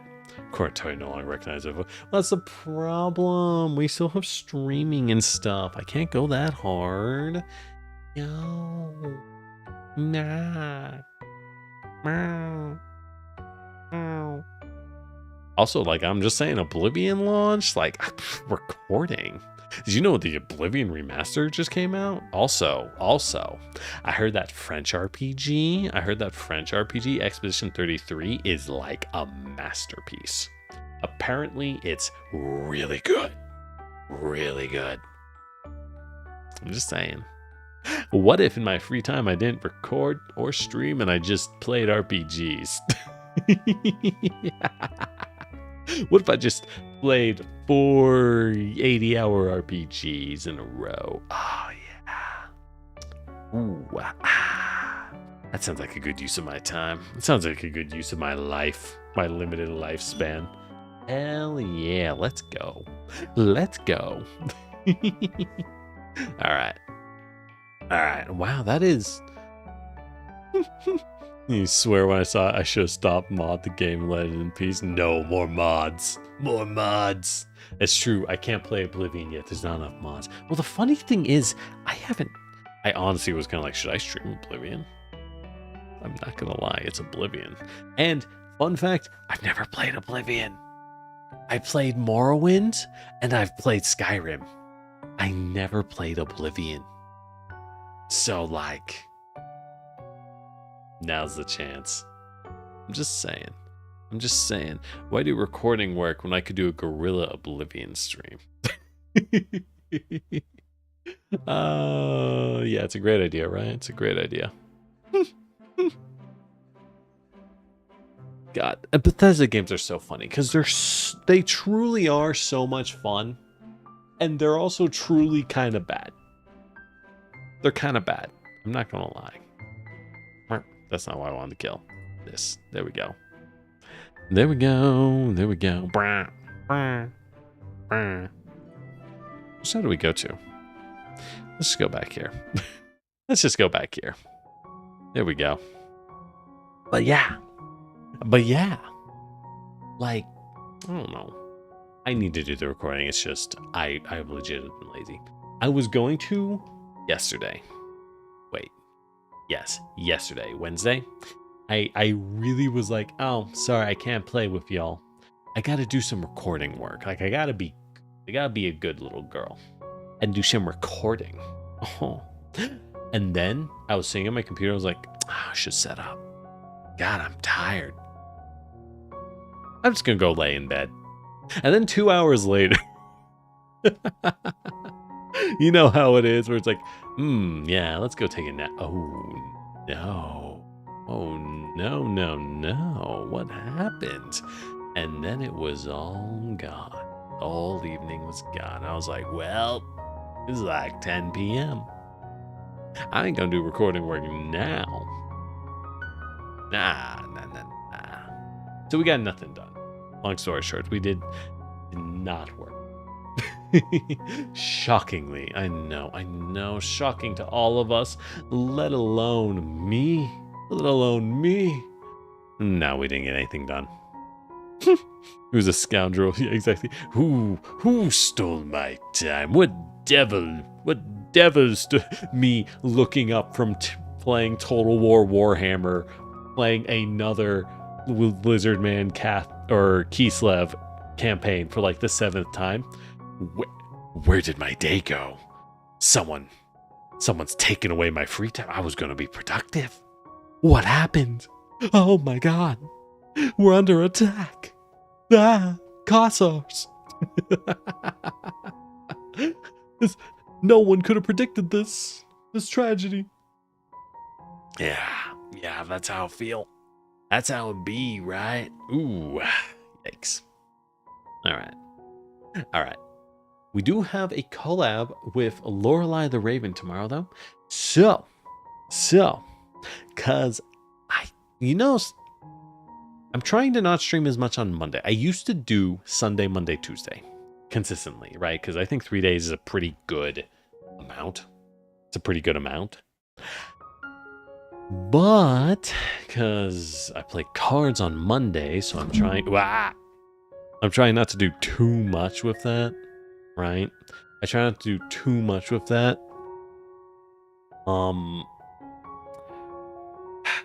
Thursday, Fridays kind of opened up as a convenient time to do streams. With that said, I'm not used to it. So, you know. Time differences. Yippee. We'll figure it out. It's not like that's big a deal. It's not that big a deal. But I do want to be consistent for y'all's sake, you know? You fools need a little bit of consistency. It's good for a growing boy. But like, yeah, so we do have a collab tomorrow. We're playing some more power washing. It's gonna be chill. Just chill, hang out, you know, just vibing. Nothing big. Yeah. So I don't want to go too long. This was a really nice stream. I don't know if it was fun for you. I don't know if y'all enjoyed working with me. We made some one-shots. We made 2 one-shots. I mean, I didn't decide all the monsters. We decided some of the monsters. It wasn't that bad. But yeah, we made the one-shots, set up the maps, set up the encounters. The rest is kind of by the seat of the pants, if you know, a lot of the story stuff. We have the structure, the rough structure of the story in our head, and that's really all I tend to go off of. That's really all I tend to work off of when able. Beyond that, you know, we got a script. We got a good 5-6 minute script written down for a video. This was a really productive evening. Who knew? All I needed to do was to force all of you, all the fools, to stare at my dumb ass. The stare at me as I go, what am I supposed to do? Oh no. And then I'll actually do it. Who knew? The local hack have a reason to care. All right. Well, I guess we shouldn't go too long, right? We do have a collab tomorrow, so don't miss it, eh? Or do. I mean, I'll cry, but that's okay. It's okay. I didn't need you. Let's switch to the nighttime. There we go. See? Whole idea was that'd be evening at the end of the streams. That was my whole idea. Indicate the passage of time. But like, oh yeah, Peril, you associate sleeping with your bed so much you just conk out the moment you lie down on your phone. Good. Keep that. Stop looking at your phone in bed. It's actually legit healthy. If you keep your phone super strict, right? If you keep your bed super strict that it is, hey, when we enter the bed, nighttime, sleep, nothing else, turn off. You will train yourself to just slam out, and that is a beautiful thing. Just be like, all right, sleep, and that's it, right? And you're just done. You're done, though. That is what you want. Very, very much so. Absolutely. Like, yeah.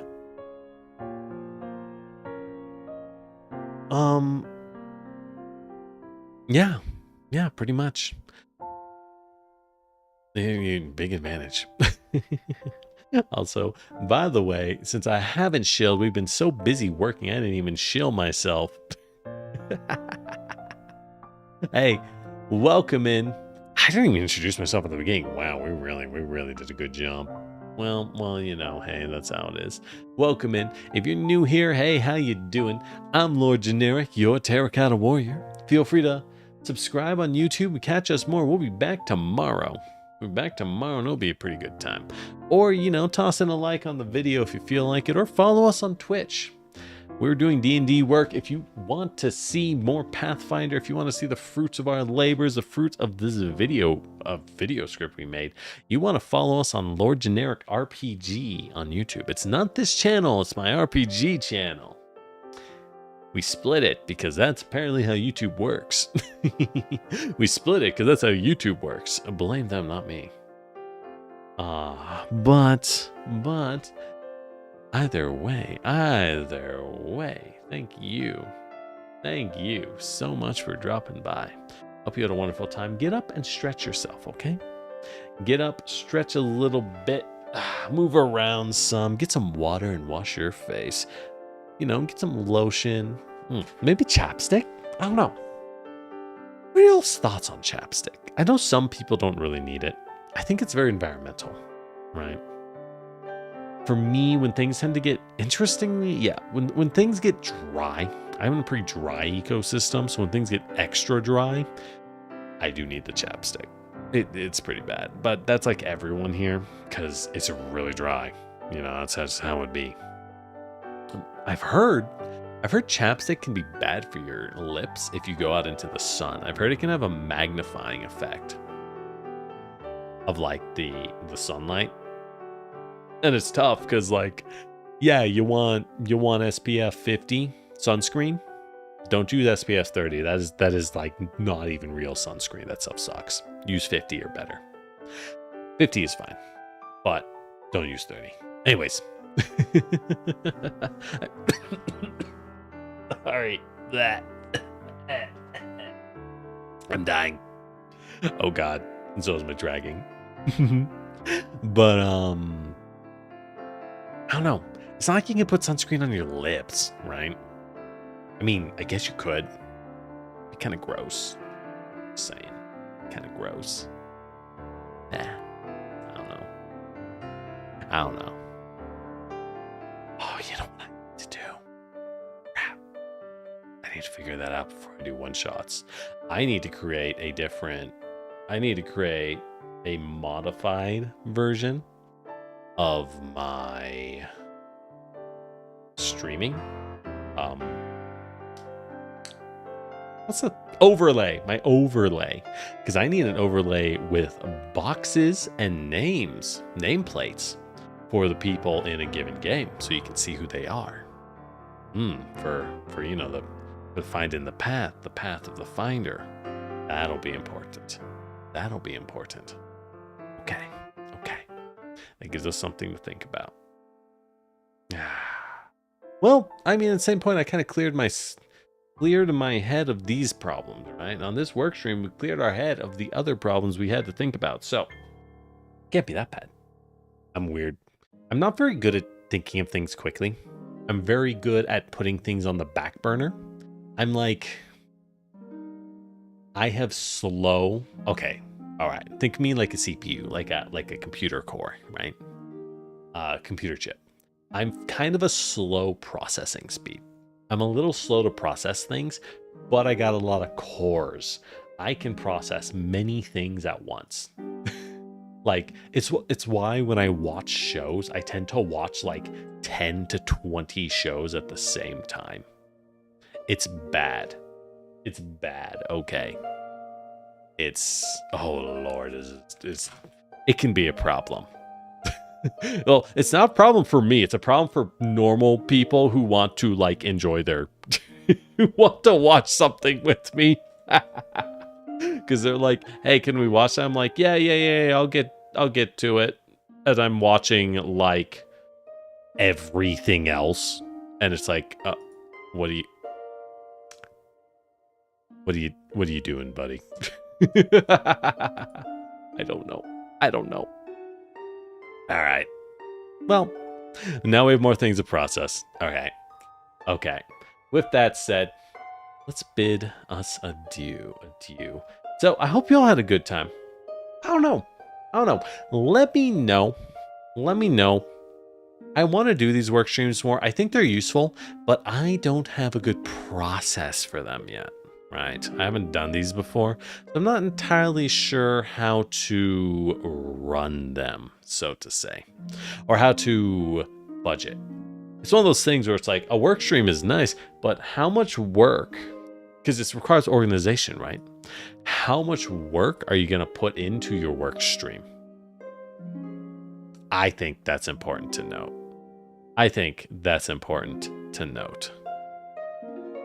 So, yeah, that's what I got. So, yeah, with that said, I hope y'all are doing well.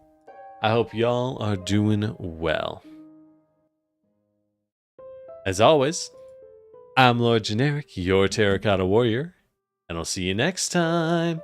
Bye. All right, Twitch will send you off. YouTube, I don't get that option. Sorry. See ya. Oh, I haven't transitioned. There we go. See ya.